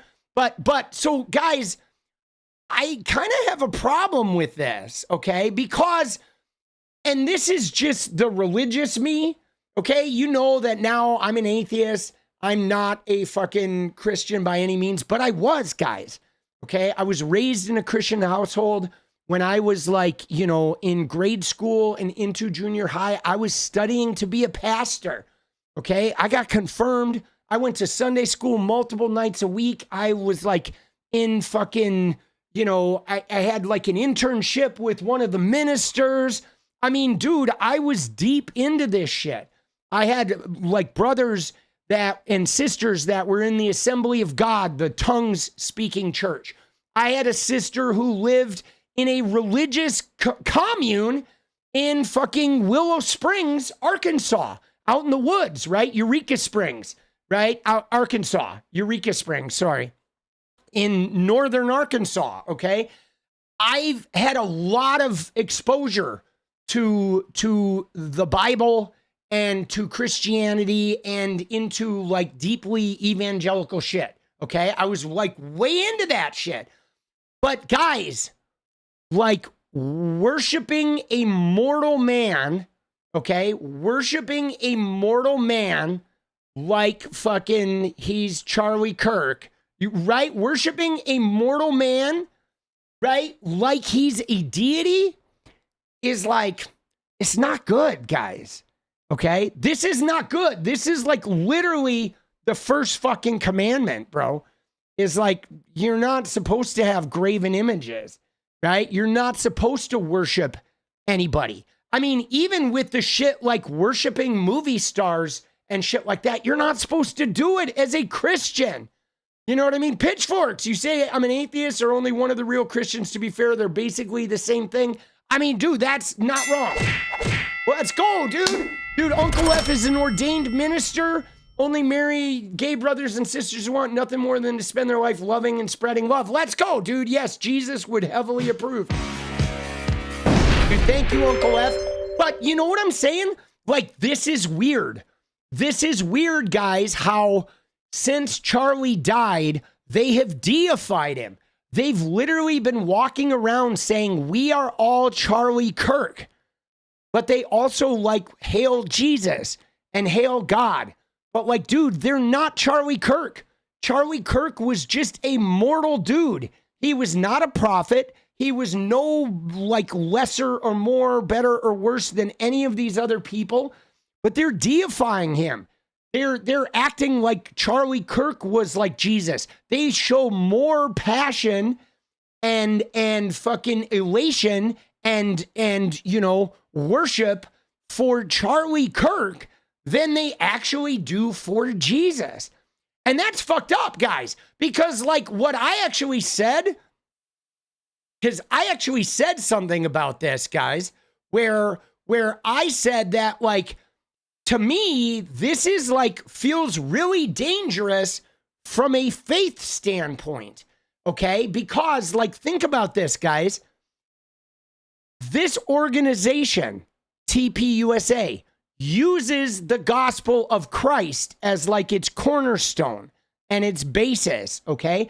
But now the people in TPUSA are basically have decided they want money, so they're going to deify a mortal human named Charlie Kirk. They're going to create him as like a Jesus-like martyr that can do no wrong. They worship at the altar of Charlie. They keep his chair empty. They're worshiping his picture and his image.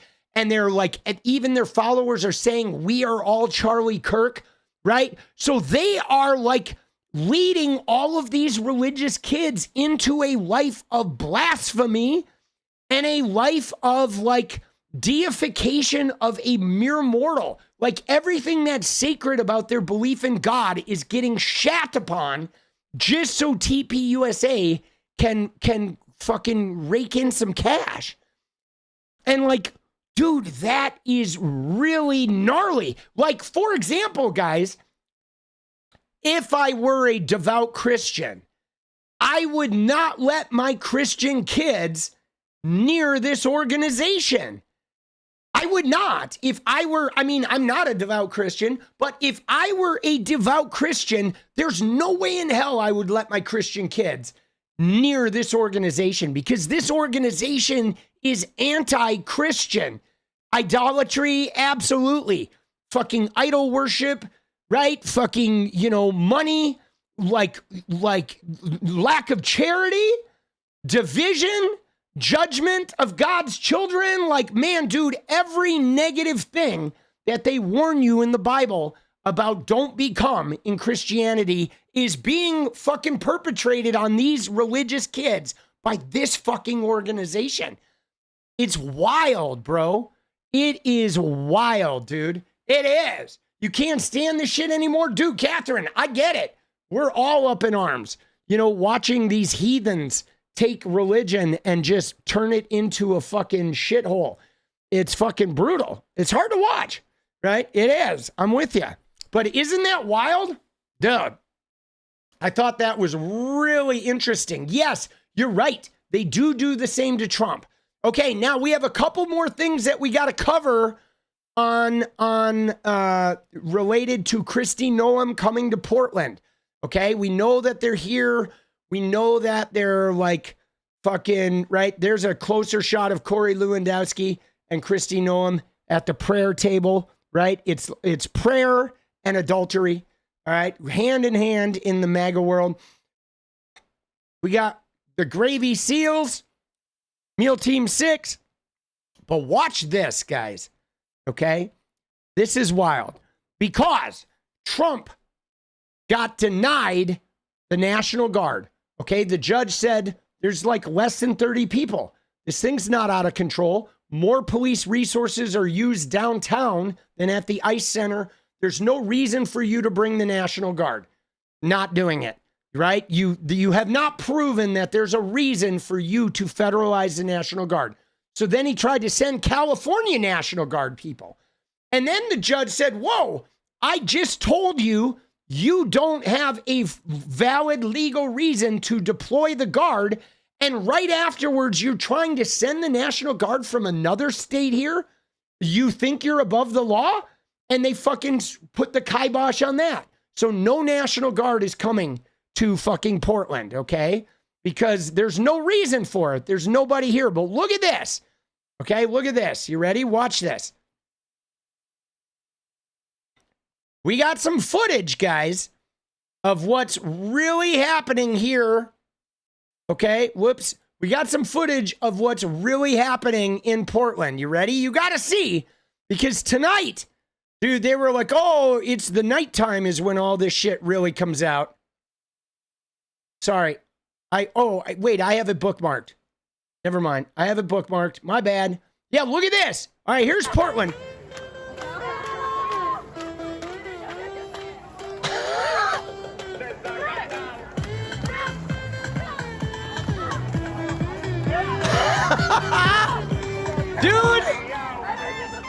Dude, isn't that amazing? Dude, this is what they want to send the National Guard for, bro. Like, come on. Dude, how fucking dumb do these Republicans look calling this a war zone, bro? Like, you know what I mean? I mean, war zone? Really? Really? Dude, yeah, the Raptor dude is really tearing it up. Dude, isn't that funny? Oh my God. And of course, dude, Governor Newsom's press office released one too, dude. Theirs is pretty funny. Right? Oh, here it is. Look at this, dude. Right? We found the Portland war zone, Pete. War ravaged Portland. But Portland is unbelievable what's going on in Portland. The destruction of the city. Well, I'm going to look at it now because I didn't know that was still going on. This has been going on for years. So Barney! We'll be able to stop. Oh shit, dude! Oh my God, that was so loud at the end. Isn't that funny? It's unbelievable what's going on in Portland. The destruction of the city. Well, I'm going to look at it now because I didn't know that was still going on. This has been going on for years. Oh my God. So we'll be able to stop. Dude, Barney. Dude, they had fucking Barney, bro. Isn't that hilarious? Oh my God, dude. It ends on Barney. The destruction. Dude, the destruction. Dude, I like Gavin Newsom too, right? And I like him. I like the way he fights the Republicans. I like the fact that he's willing to wield power and be aggressive with it. Now, he's made a couple moves to like sort of moderate his position, but like, I mean, we color the past. We forget. I just want to say something here about Gavin Newsom moderating his positions, because Gavin Newsom was on the forefront of protecting LGBTQ rights. That's a fact. So was Kamala Harris. They will moderate their positions when they're running for a national office to peel off some of the middle of the road voters. But we know where he stands. And what's more, guys, we forget that Obama did the same thing. Obama pretended like he was neutral on gay rights, and then he got in there and they passed gay marriage. Okay, so sometimes you have to like pretend like you're neutral, and then you go in and you fucking do the shit. That's just a reality. Okay, when you're running for a nationwide office. So I do give a little bit of leeway there, because I know that, I don't know that I'll vote for Gavin Newsom in the primary. We'll see. But I do know that like once he is in there, right? Once he is in there, I think he will fucking protect those rights. I fully believe he would protect those rights. I absolutely do. He's had a long history. And Natalie, I know I haven't watched the clip of what he said, but also if he is doing that Fortnite stream and he is trying to be a viable candidate for the people in that Fortnite stream, he might like toe a line and sort of meet their fears in that stream in order to like not turn them all away initially. But I don't think he's going to go into office and then fucking harm transgender people. I don't believe it. I don't believe he would. I believe he would go in there and actually like help, and I could be wrong. Again, I don't think I'm going to vote for him in the primary, but if he were to be the Democratic candidate, no matter what he says on the campaign trail, I believe that I know what he would do, which is to protect. Okay, even if he says a whole bunch of shit on the campaign trail like campaigners do, I believe if he were to become president, he would actually protect. I believe that. And if he were to become president and not protect, then I would be like, fuck you. I'm not voting for you a second time, right? But I do believe, I'm sure he might say some shit on the fucking campaign trail. But we'll see. We'll see. I don't know if he could win. I don't know. I don't know what it's going to look like. But I don't fucking hate the guy, because of the way he fights Republicans. Bernie's available. Bernie's too old, boss. Dude, Bernie's going to be like 90, right? Get Bernie the roids. Dude. You see, the problem with Bernie, and I don't want to get into the Bernie thing, but my chief problem with Bernie is if Bernie was president, I don't know if he could corral Congress to get shit done. Like, I don't, Bernie's never been a very good coalition builder. Like, he's a great reach the white rural people in middle America guy. But when it comes to Bernie trying to command all the senators and people, right? So he might be lying for a good reason. Well, so the thing about it, Natalie, is I'm not going to say he might be lying for a good reason, but I'm going to say that all politicians like sort of like make the truth become elastic while they're campaigning. Okay. Right. They do like they do that. And there might be some politicians that are more truthful than others, but there is an elasticity with the truth where they dance around their positions in order to gather the most amount of votes. That's a reality of like politicking. And you know what I'm saying? And, you know, some people are more honest than others in certain areas, but I allow people to participate in politicking. I do. I mean, because in my 50 years, I've watched politicians participate in politicking and then go and make really good decisions in office, you know? So you don't have to extend that leeway. You can definitely hold people like right to their fucking word. And like, you know, if that works for you, but I've not really seen that work. I've seen that lead us to like Donald Trump and shit. So I offer a little bit of leeway because I remember, you know, guys like Obama who helped gay marriage get passed, but who moderated their position. They did not campaign on, I'm going to pass gay marriage. Okay. They didn't, because he wouldn't have won if he did at that time. So he campaigned on like, I'm kind of neutral on that. And I feel like the way it is right now is fine. And then once he got in there, he fucking, you know, he made it happen.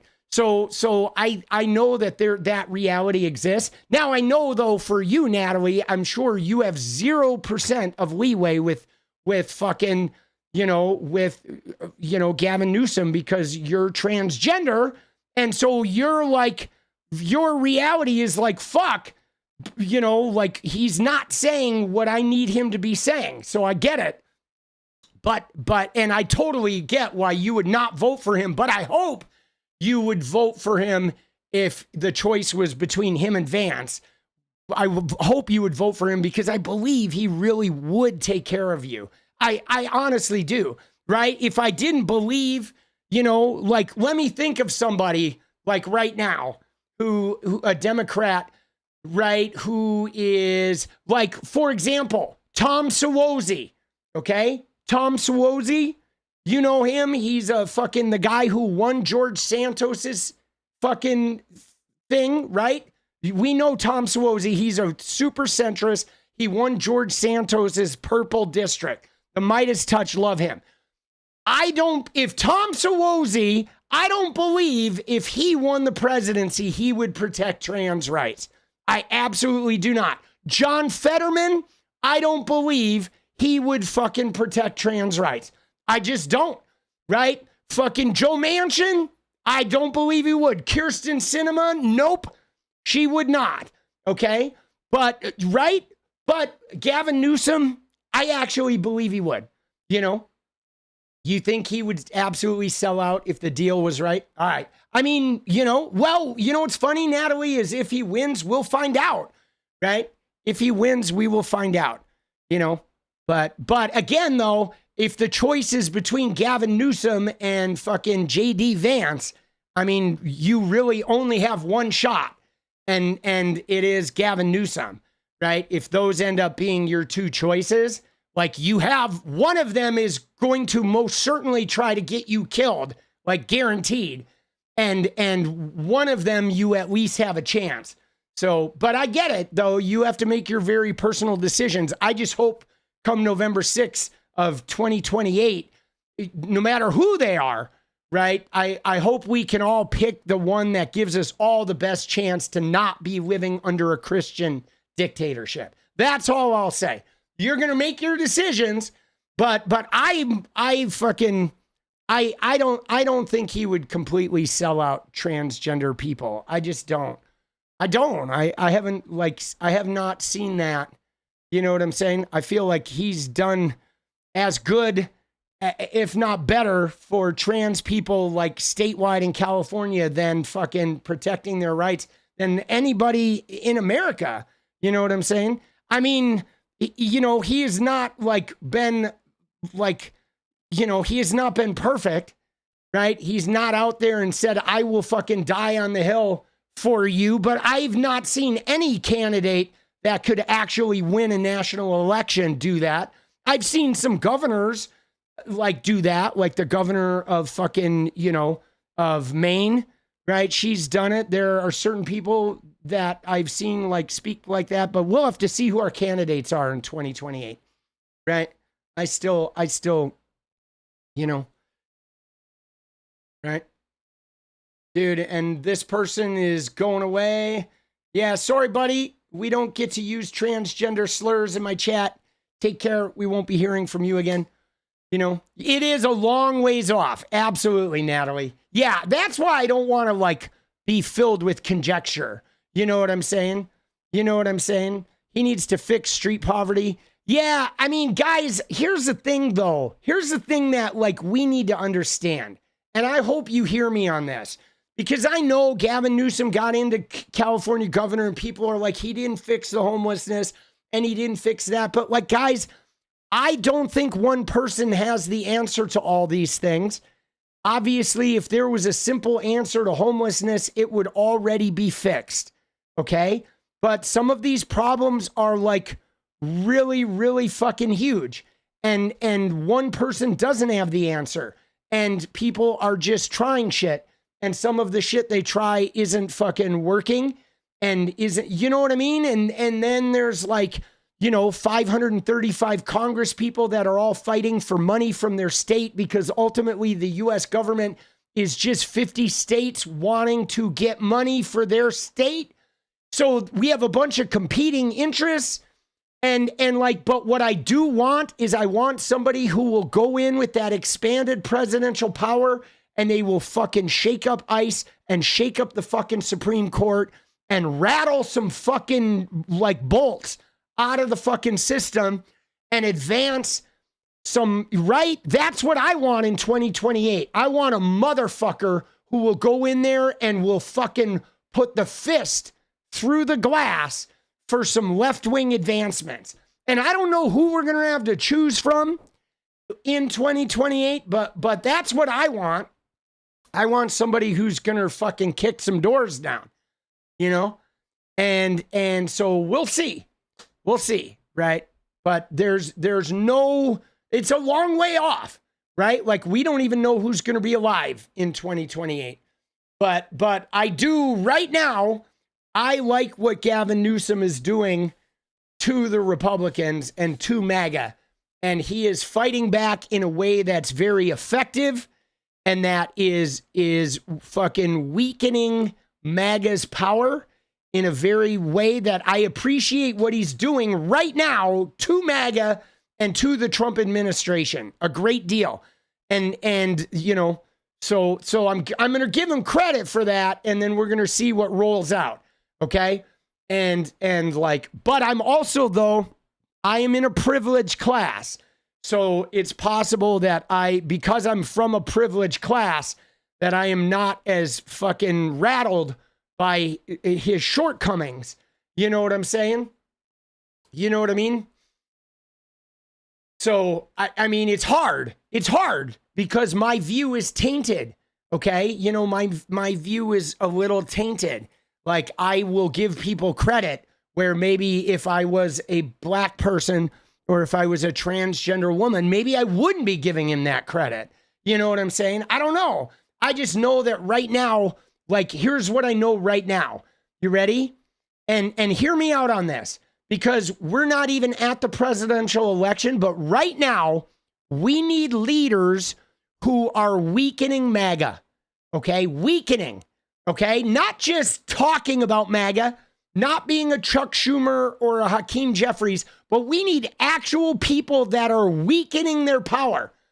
And right now, the people that are doing that are Gavin Newsom, J.B. Pritzker, the Tallarico guy, AOC.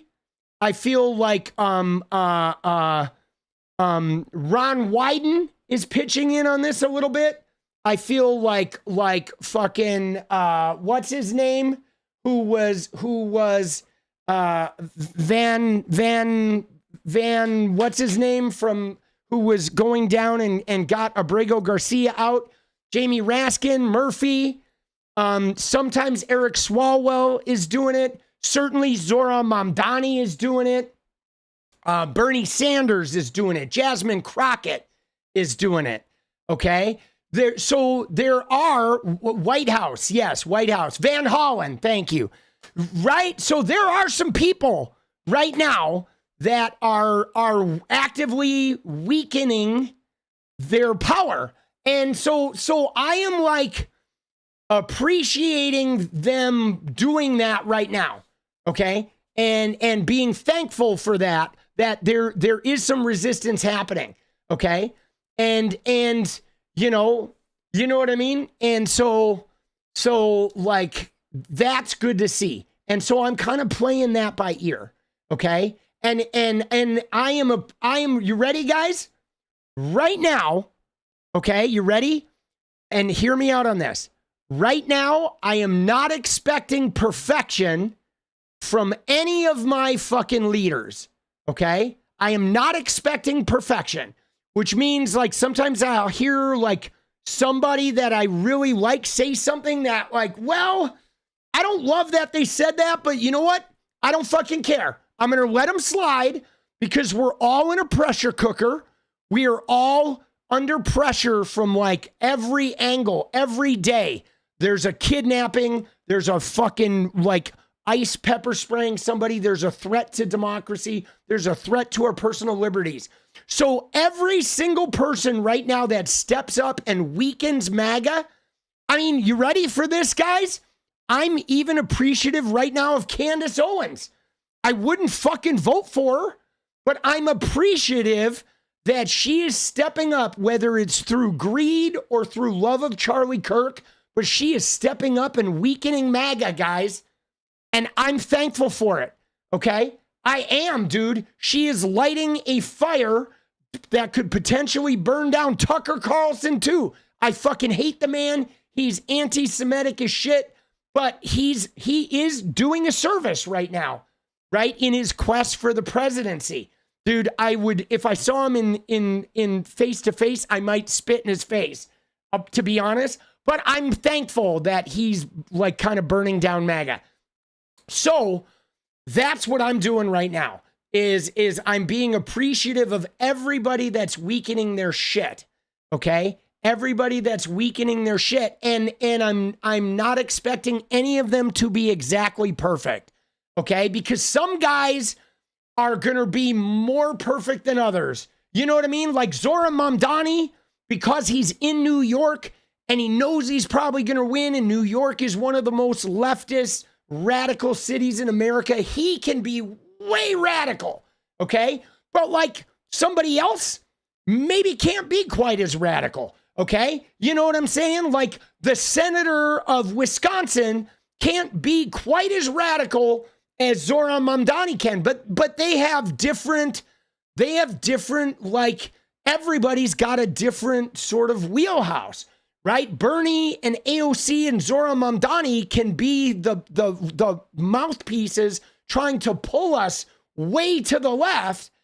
And then other people will do good shit that they're doing, right? Like Gavin Newsom can fucking punk Donald Trump and make Donald Trump look weak and ineffectual. And Donald Trump gets all scrambly and he's taken away the power of Donald Trump's tweets. And I'm really appreciative of that. And Jasmine Crockett has been like fucking standing up and like making their white supremacy get seen and being this powerful woman of color that is not bending over like Kamala Harris did and trying to get people's approval, right? And so I really appreciate that. You know what I mean?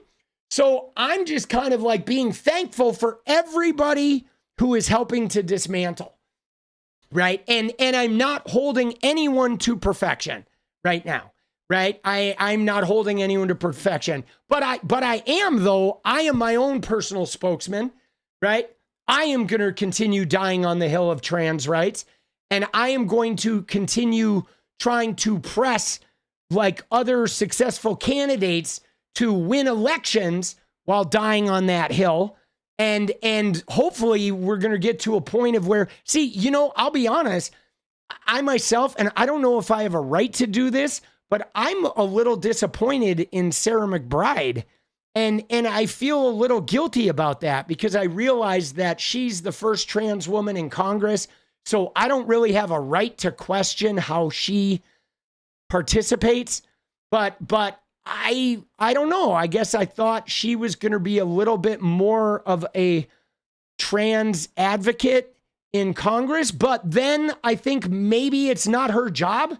Maybe she's the transgender woman who got there, and maybe it's our job to be the trans advocate for her, that she shouldn't have to do that, that like, you know, that it's our job to be her advocate, right?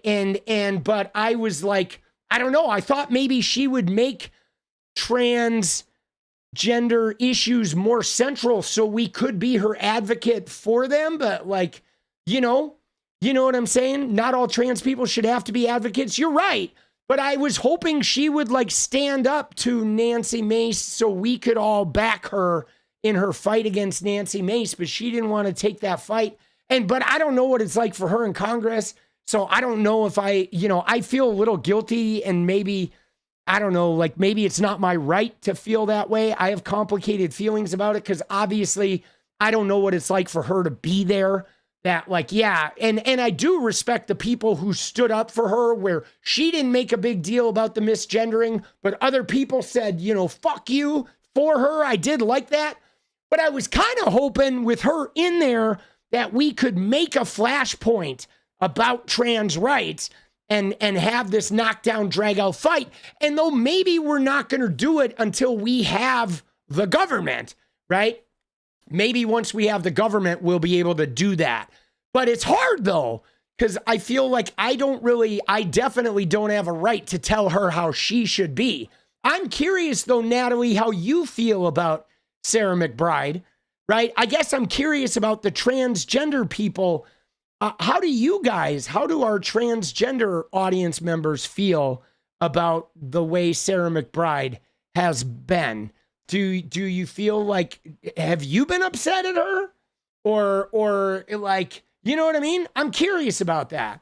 I'm curious about that, where trans people stand with her, right?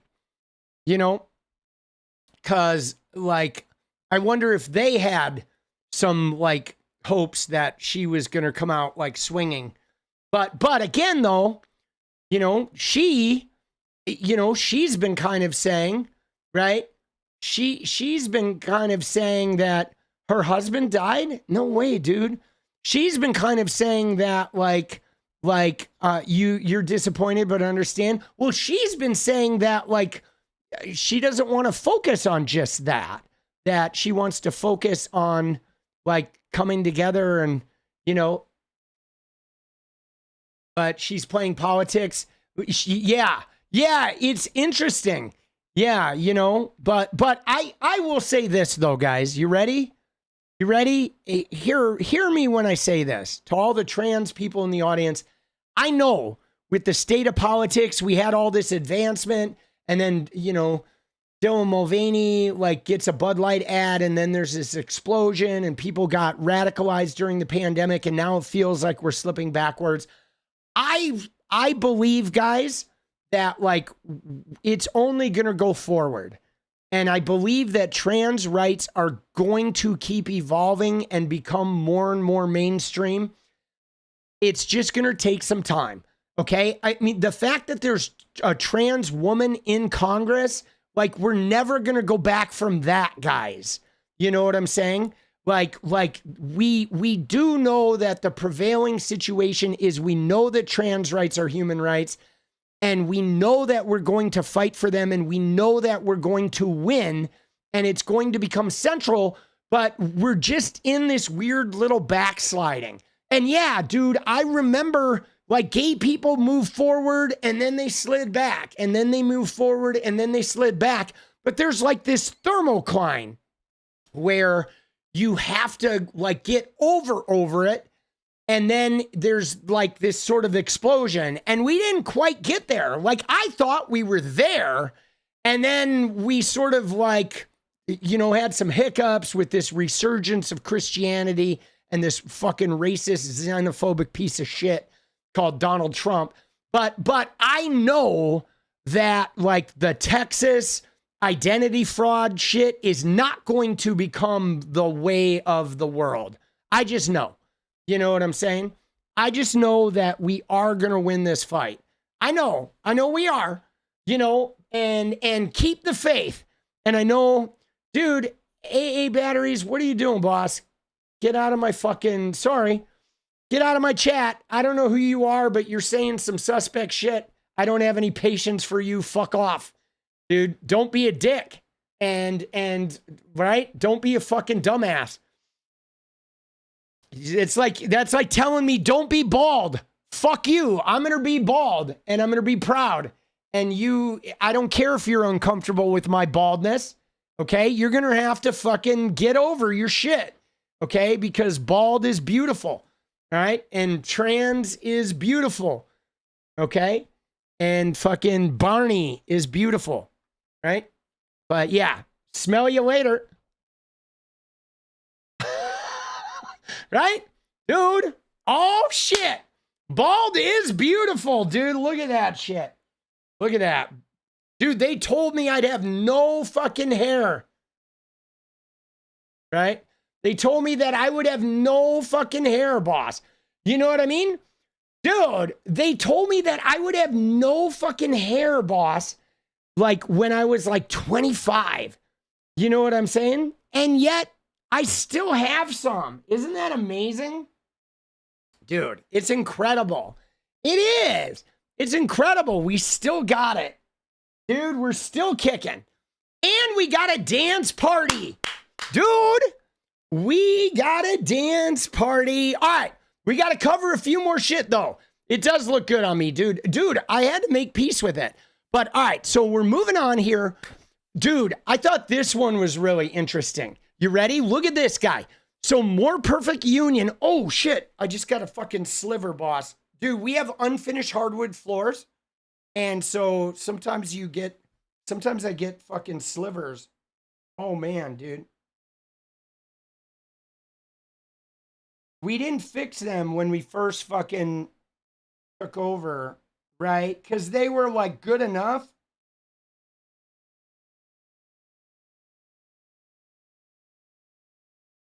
Dude, I may have to remove the sock on that one. Yeah, dude, we get them sometimes. Softwood floors. Dude, we put cork actually in a lot of our fucking rooms. Have you guys ever had cork floors? Dude, they're like colorful, like upstairs, the cork floors are blue.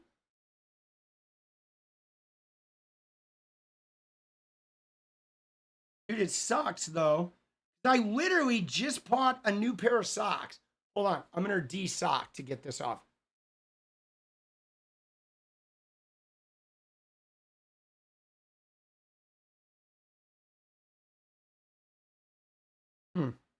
Maybe I got it. All right.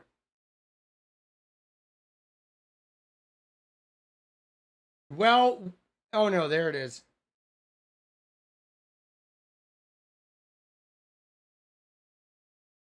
Dude, why is it that a sliver can fucking cause so much fucking damage? You know what I'm saying? Isn't that crazy? Like, why?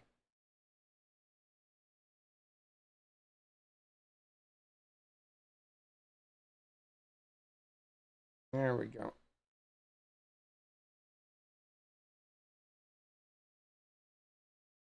Triple hammy? Yeah.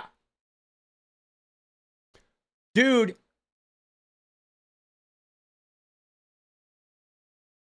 There we go.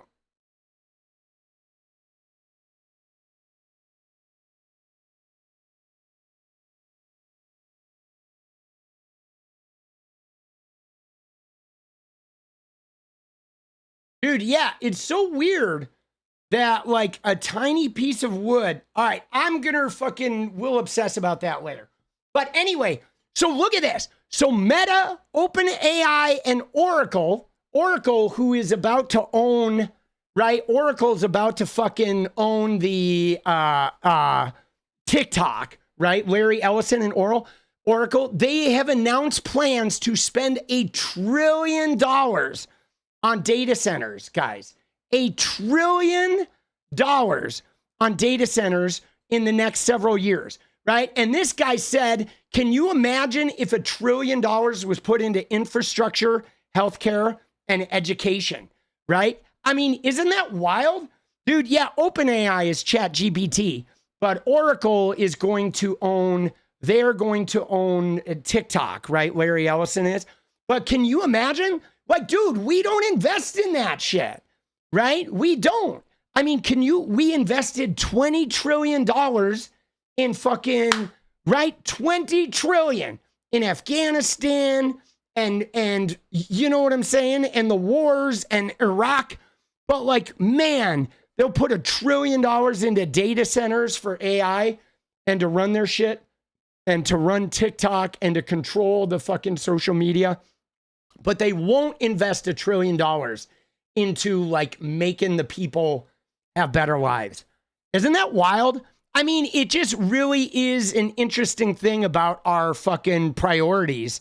That is fucking, I don't know, I guess it's a little sad, dude. And that maybe we're never gonna really get beyond that. You know what I'm saying? Like maybe that's literally just the way it's gonna be, guys. That we're literally just not like, you know, somebody said earlier when we were talking about this shit, somebody said like capitalism is destruction and that it's not really about the AI and it's not even really like, maybe it's a little bit about religion, but ultimately what it's really about is that it's about capitalism, right? That is the actual fucking thing. That it's just capitalism, you know, that capitalism is the fucking like sort of the cornerstone of how our systems are never actually going to serve us. They're always just going to serve profit, right? That's what it is. Like they're forever just going to serve profit, you know? You know what I mean? Like, and it's kind of sad. And maybe now that, I mean, one thing I will say from social media is that it is changing, right? It is changing how, think about this, guys. When I was a kid, socialism was like a dirty fucking word. Okay. But if you look at young people now, like kids under 25, I bet 60% of kids under 25 believe socialism is better than capitalism. I mean, that's why Trump is freaking out and wanting to have those American schools, right? He wants to have the American schools that are like, oh, you know, you can't say anything bad about capitalism. His little like fucking NSPM or whatever, right? If you talk bad about capitalism, we're going to fucking infiltrate you. That's why, because people are realizing. Like they know. But beyond that, dude, there's one other tweet that you got to see. And then we're going to dance. We do have to look at the Benny Johnson thing, but it's literally the biggest problem we face in America today is right here, guys. This is it. This is going to be the downfall of America. And 10% of the U.S. population owns 93% of the stock market wealth. There it is. That is the cornerstone of why our country is fucked. It's not the gays. It's not the immigrants. It's not trans people. It is 100% this. This is why the world is fucked. Because 10% of the US population owns all of the wealth. And it goes beyond just the stock market. If you look at the real estate, 10%, owns most of the real estate. They have most of the money in the bank. Right? You know what I'm saying? It's like literally, it is literally that. You're right, Michael. It's not the immigrants. It's not the black people. It's not the gays. It's not the trans people. It's not the homeless. It's not the fucking teachers. It's not even Christianity, even though Christianity is a huge fucking problem because a whole bunch of people in Christianity just live outside reality. So you can't seek realistic solutions because they live in a place that's like not real. But guys, it is this.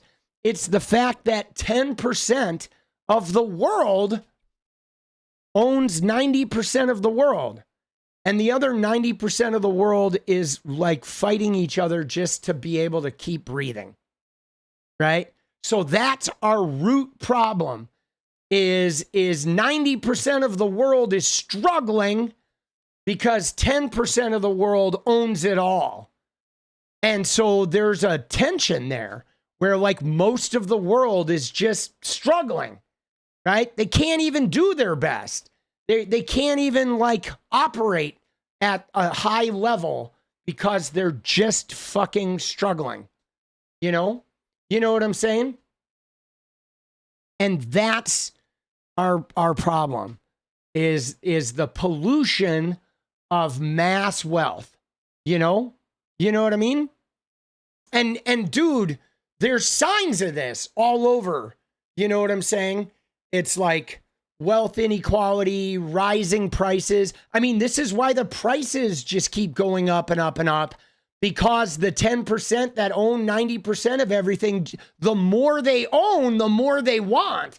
Like there's a thing that like the more they get, the more they need. Like they're caught on a conveyor belt of like, no matter how much they possess, it's never enough, right? The fear of them having nothing gets greater and greater with every like morsel they take out of the rest of the world's mouth, you know what I'm saying? It's brutal, dude. Farmers need us and we need farmers. Dude, we need farmersonly.com is what we need. Right? Oh, shit. Isn't that funny? Dude, let's go. Oh, shit. That's funny. Right? It's funny shit. Oh, man. Dude. But there you go, man. That's kind of like, sort of like where we're a little bit stuck. You know what I mean? We're a little bit fucking stuck.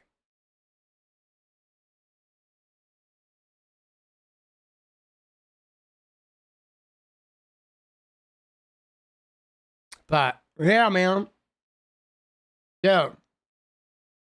Dude, what happened to Benny Johnson and is he really canceled? Yeah, so we should talk about Benny Johnson. All right, we're going to talk Benny and then we're going to dance party because the Benny thing is he's a little bit canceled, but obviously he's not canceled by his own people because there's nothing Benny could do. Like Benny could probably,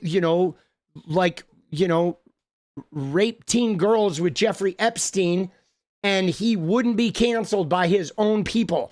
But he definitely is in the cancelable department because today he did something that showed how deeply fraudulent he is, which is what I will say is this, is the reason why I called it a canceling. Because what it is it's canceling some of his power, okay? And you may have noticed he came to Portland today with Kristi Noem, and he's there with Nick Sortor, and they are, putting out this content. They're like, oh my God, yada, yada, yada. We're going to fucking take over it all. You know what I'm saying? We're going to like end all be all, and we're going to put Portland out of business, and we're going to win Oregon. Like Oregon's going to become red and all this. But these guys are losing power. And one of the things he did, I think, is really going to cost him a little bit of a power loss. Now, we know he's closeted. We know he's closeted gay, but like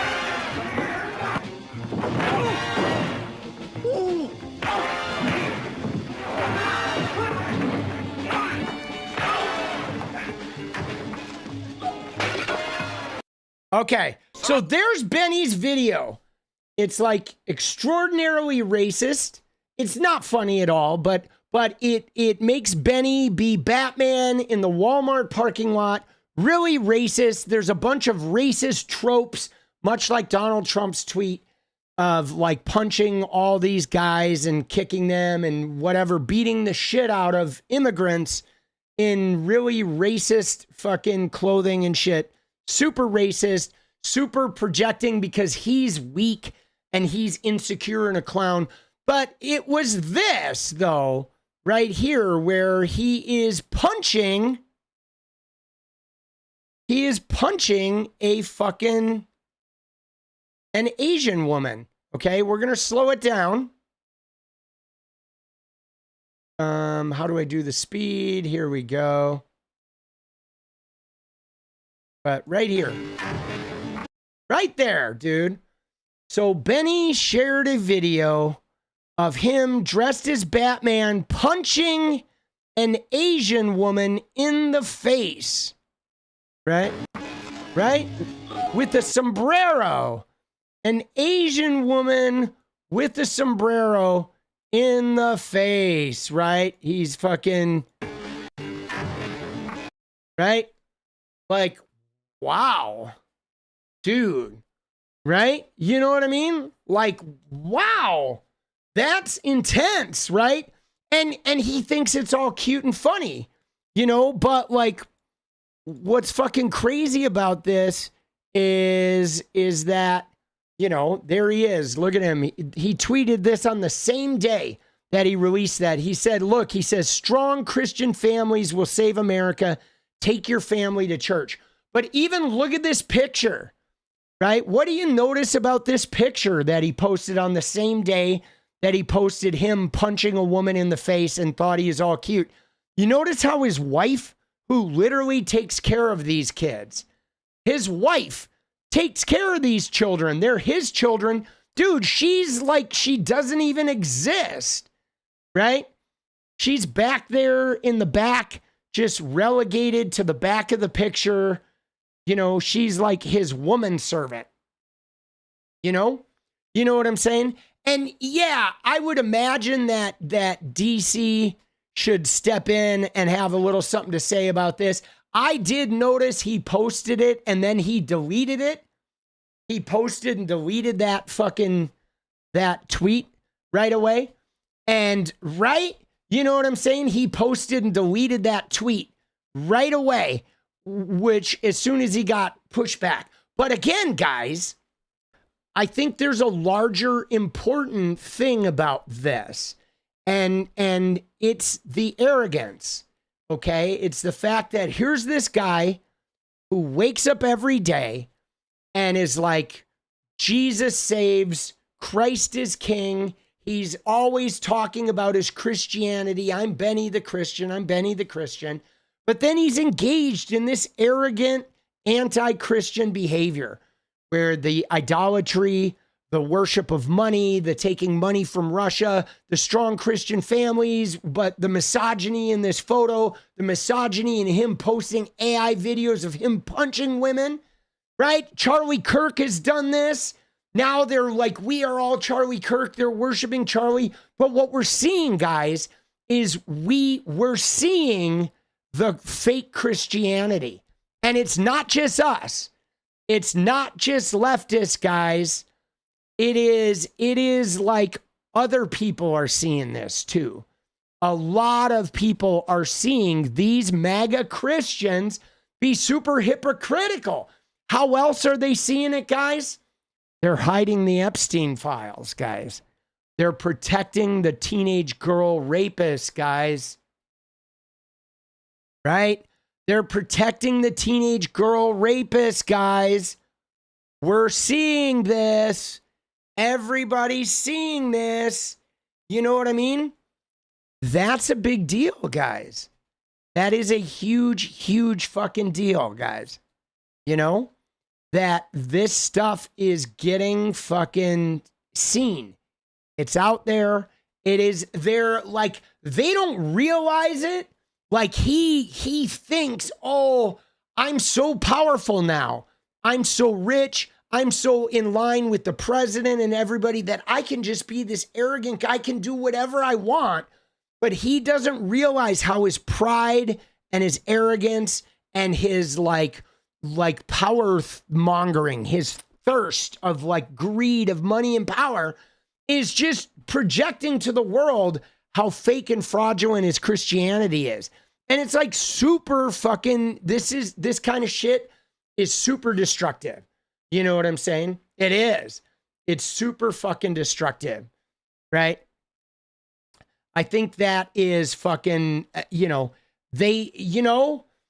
mean, I'm going to quote Jesus here, which I don't often do, but he said, they know not what they do, is what he said to God, right? You know, if you study Jesus, like, they know not what they do. And I've been seeing a lot of this, guys, with these MAGA Christians, now that we've seen how they react when they have all the power. Dude, it's really bad. It's really bad, and it's kind of blowing up their religion. So I welcome it. You know, I say, hey, guys, by all means, Benny, keep being Benny, all right? Keep being a weirdo. You know what I'm saying? And yeah, dude, I was a towhead when I was born too, guys, right? So was my son. right? Where your hair does tend to darken a little bit when you get older, right? If you're wondering about the kids, like my kid was a towhead and now his hair is like dark brown at age 20, you know? So, but I mean, we do know that Benny is probably gay, right? Bisexual, but you know, a lot of guys though are, you know, this is what gay men did before they could be openly gay, was they had families and a whole bunch of kids and they were like, look how not gay I am. But we know that Benny is a cruiser, dude. It's been confirmed by a lot of people. It's generally known and accepted that he is, you know, she's a big beard. And in fact, when I called her out on it, she instantly blocked me. So his wife, dude, she instantly blocked me. So we know, I mean, it's pretty commonly known. But yeah, man, dude, isn't that crazy? Oh, I mean, a lot of right wingers. I mean, guys, you ready? I mean, there's just this thing. You ready? You can look at everybody and like 20% of them are gay. Okay. Like, look at the NFL. Right now, there's nobody openly gay in the NFL. But guys, as long as the NFL has been the NFL, going all the way back to the 1920s, 20% of the guys in the NFL have been gay since the fucking 1920s. Period. Okay? They're not out, they're not open, but they're there. You go into an NFL stadium with 60,000 people watching the game, 20% of the players and 20% of the fucking people in the stands are gay or more. Guaranteed, it's literally just numbers, okay? Pro wrestlers, fucking country music stars. Nobody is immune to the data, guys. At least 20% of everybody everywhere in the world, whether they're hardcore like Hamas or NFL people or Saudi Arabian royal family or fucking, you know what I mean? I don't care who they are. Right? They're all like 20% of them at least are gay. It's just facts, bro. At least. Okay? At least. I mean, I think we're all some spectrum of bisexual. But I mean, it's just, come on. That's why making a big deal about this shit is so stupid. Right? It's so dumb. You know what I mean? It is. It's just dumb. All right, I'm going to go make some videos. Are we ready to are we ready for a dance? Are you guys ready? Right? Oh shit, are you ready? Dude, we got some fucking dance going on, bro. Dude, let's go. Dude, can I share one other thing for you guys? All right, before we dance, I got one more little clip. Look at this, okay? Because this is a real common thing, guys. Okay? We got to look at this because we got to show how ridiculous MAGA is. You ready? So this Wall Street Apes is another one of these racist, xenophobic accounts. And he says, just look at this.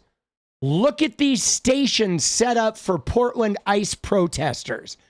He said, I paused and slowly skimmed the video. There are pre-made signs, there's coolers, there's food, there's cases of water, there's traffic cones for protesting, grills, cases of paperwork, logos, shit's likely NGOs, and more. This is paid. Okay, you ready? Now let's scroll through it, guys, because they're like, you know what? Look at this. This shit is paid. Look at that. Oh shit, there's grills, there's pop-ups, there's like food and water and cones. Oh shit, multiple coolers, tents. This shit is paid, guys. And you know who it's paid by, right? Soros. Soros, right? All right, you ready, guys? So I decided to go out and I was going to go find some Antifa, guys. And you know what? I found even more paid Antifa. You ready? I'm going to show you. I found the biggest Oregon collection of Antifa everywhere, anywhere that you've ever seen. You ready? You ready? I blew up the case. Here it is. You ready? Watch this, guys. Right here, dude. Look at that. There's pop-ups. There's grills. There's food. There's paperwork. There's medical supplies. There's cases of water. There's alcohol. There's tents, sleeping bags. They're all wearing the same fucking outfits. Their pop-ups were all like purchased in the same place, guys. This shit is paid. Antifa. Antifa. Right? I mean, look at that, bro. That Soros. Soros is behind this, guys. Dude. Like, they're so dumb. Like, how dumb are these guys? That guy scrolls through and like, bro, he's never gone to a football game. He's never gone like to any type of fair or outdoor concert or any collective where people who go out and just do shit with other human beings, like, do that shit, right? You know what I mean? Like, literally, whoever fucking is typing that shit, yeah, I'm leaving it on top chat, boss. Whoever is typing that shit is just fucking, is like that's what they're doing. That's what they're fucking doing, bro. You know what I'm saying? That's the shit, guys. That is like, they're so out of clue, okay? They're so like out of clue, right? Yeah.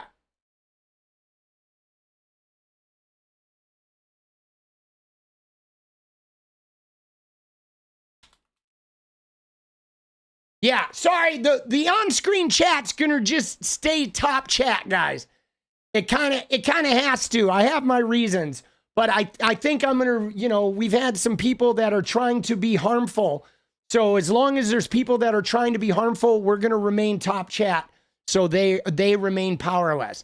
And it's gonna be that way for now, and maybe, you know, it's gonna be that way for a couple of days because we're starting to get people that are trying to be negative. And so anytime you see top chat, I'm just letting you know that, like, I will be breaking out top chat when we have harmful people. You know what I'm saying? And unfortunately, we're going to have to do that. You know, top chat just filters out a lot more stuff. That's what it does. So you know what I'm saying? So like normally I'm about live chat. You can still let me know, but when there's people that are trying to be harmful influences, we're going to top chat them out of our fucking workspace. Yeah, it is wise. I think it is wise. You know what I'm saying? Because, like, you know, that way we take away their ability to be fucking, you know, because they get off on that shit, right? And, but I do appreciate you guys letting me know that, you know, sometimes we're going to have to do it, though, guys, because we are growing. Right? We are growing. You know what I'm saying? We're growing. And so what's interesting about the growth is it does unfortunately bring some of the people who are like really negative and you know, like they're really unhappy in themselves.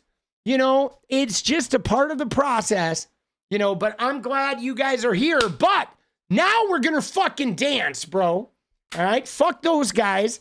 I mean, the good news is, guys, I will share this with you.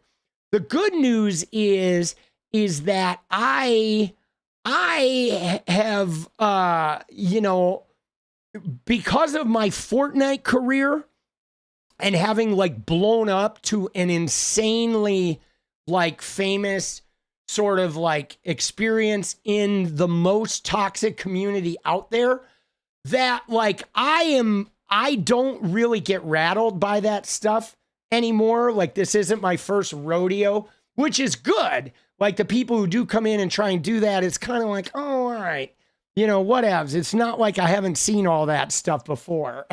You know what I mean? Like, oh, okay. Yeah, we've been there. We've done that. So we're not really bothered by it. You know, but it is a fact of life. You know, it is. It's part of life, guys. You know, when you get big, the people who can't get big, like, they start showing up and trying to infect.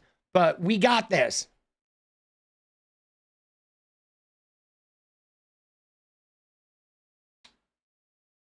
All right?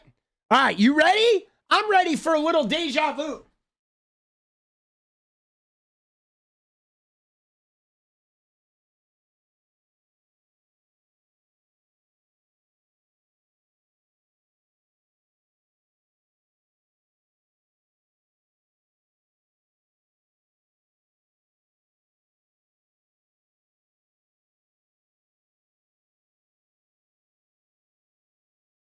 Oh, let's go. Let's go, baby. Let's go. Oh, you ready? Get limber, people. Oh. Oh. Oh.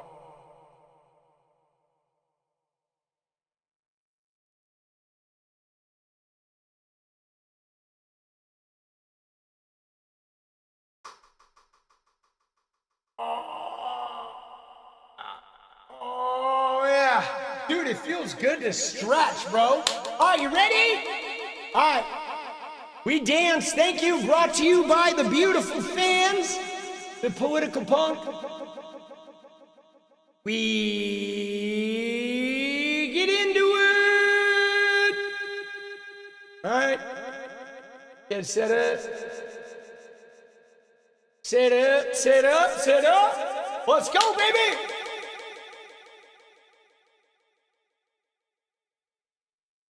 Let's get it. Come on.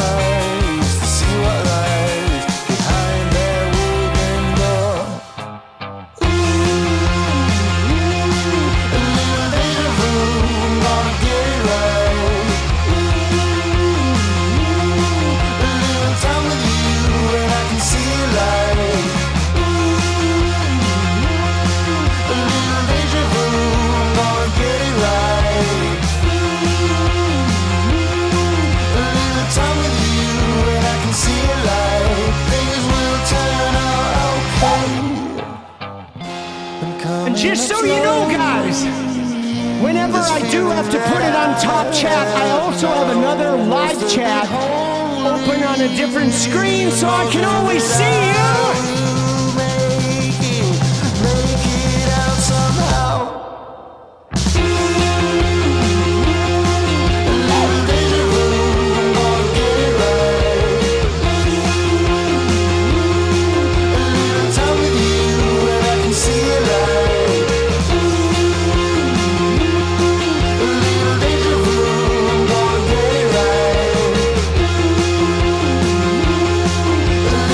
With you.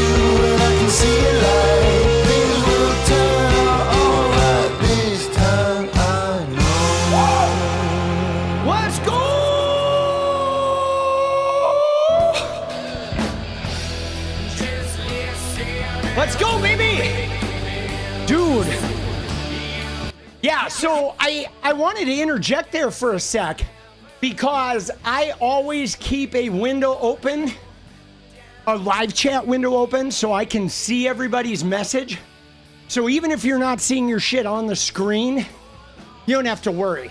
I will still see your shit. Always. Woo! Dude, what a night, bro. Dude, I feel like we covered so much politics in 3 hours, dude. Like a lot of like little fucking pieces, bro. Dude, they are, dude, Trump is like, they're losing the war, guys. You know what I'm saying? They're losing the war. They are. Dude, yeah, it's a full moon tonight, dude. It's beautiful here. Earlier, actually, I think it was a full moon last night, right? Was it still full tonight? But dude, it was so big, like on the horizon. Dude, it's amazing, right? But yeah, no, they're definitely like losing the war. They're losing in court. They're losing in public opinion.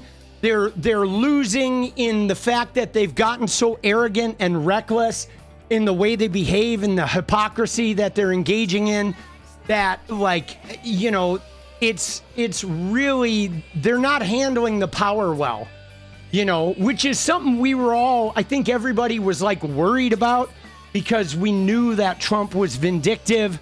And you're right. What Fett says right there is I believe that there's an enlightenment that already happened, right? Like from the 60s to like 2020, before the pandemic, there was an enlightenment that happened that you are not going to be able to undo. Like they want to put the genie back in the bottle before like 1964, but you just can't.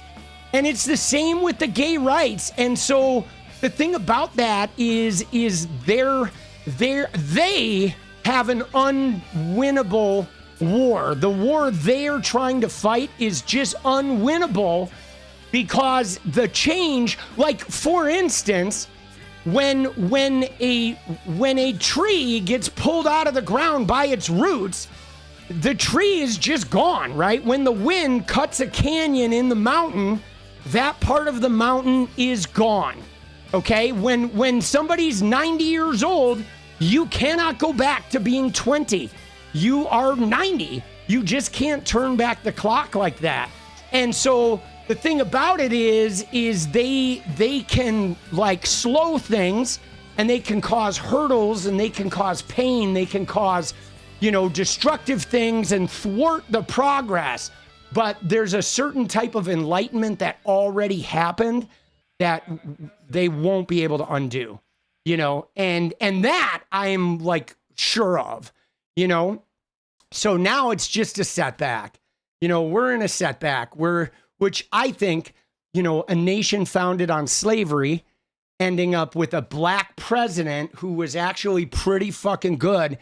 I think that caused a rift in the American karma that now is probably another 100 years of us having to like reckon. We have to reckon with who we are and who we've been. And you know, it's not going to be easy. You know what I'm saying? It's not, but we will win. Okay. And we are winning right now, dude. You know, I mean, one of the great indicators is how much time they spend talking about, you know, how, right, they're always like, look, oh my God, the church revival is back. We're so big. It's such a mandate. We're so big. Like we're winning on all fronts. Look how much we're winning. That's what they say over and over and over again, while prices are up and home ownership is down and property values are falling and the job market is drying up and like the economy is showing all kinds of indicators of bad. And they're like, you know, they won by 1.4%, like barely. And they're running around spending 20 hours a day trying to prove to us how much they're winning. And it's like, dude, they're like really taking it up the ass in a major fucking way. They just won't ever acknowledge it, right? They'll drive the car into the fucking brick wall and then be like, well, I don't know. It looks better now, dude. Fucking idiots. But guys, I love you. I'm gonna go make videos, baby. Let's fucking go, dude. Let's get a good one to go out with. Dude, as usual, tonight was amazing, guys. You guys are amazing. I fucking appreciate you and everything we're doing together. And we're gonna go out with a little bit of the drown. All right? Let's fucking go, baby.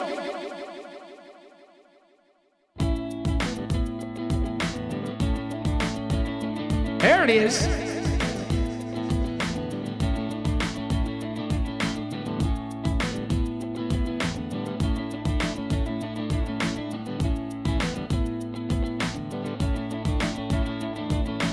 Paint away day and night, 6 hearts, hope I'm okay.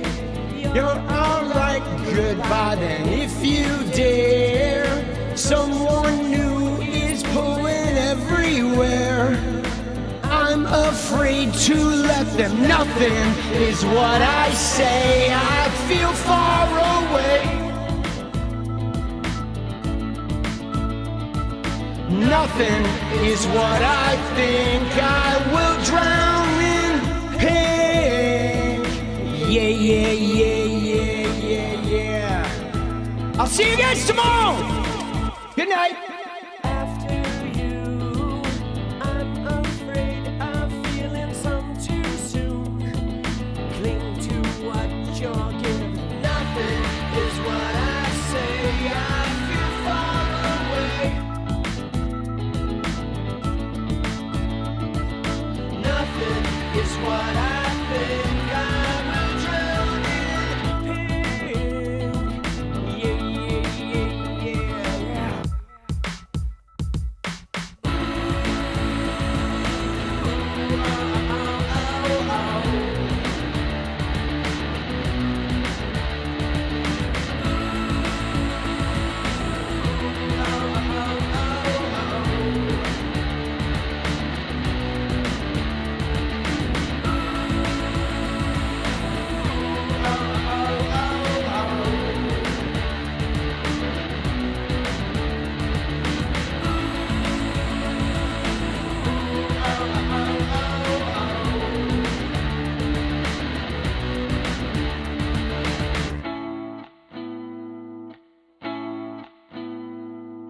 Paint away day and night, 6 hearts, hope I'm okay. You're alright, goodbye then if you dare. Someone new is pulling everywhere. I'm afraid to let them. Nothing is what I say. I feel far away. Nothing is what I think. I will drown in pain. Yeah, yeah, yeah, yeah. Nothing is what I say. I feel far away. Nothing is what I think. I will drown in pain. Nothing is what I say. I feel far away. Nothing is what I think. Nothing is what I think. Yeah, yeah, yeah, yeah. 'Cause I will drown in pain.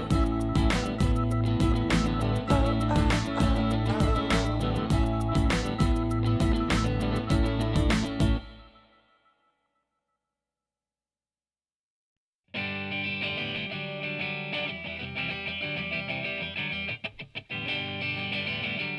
Freedom.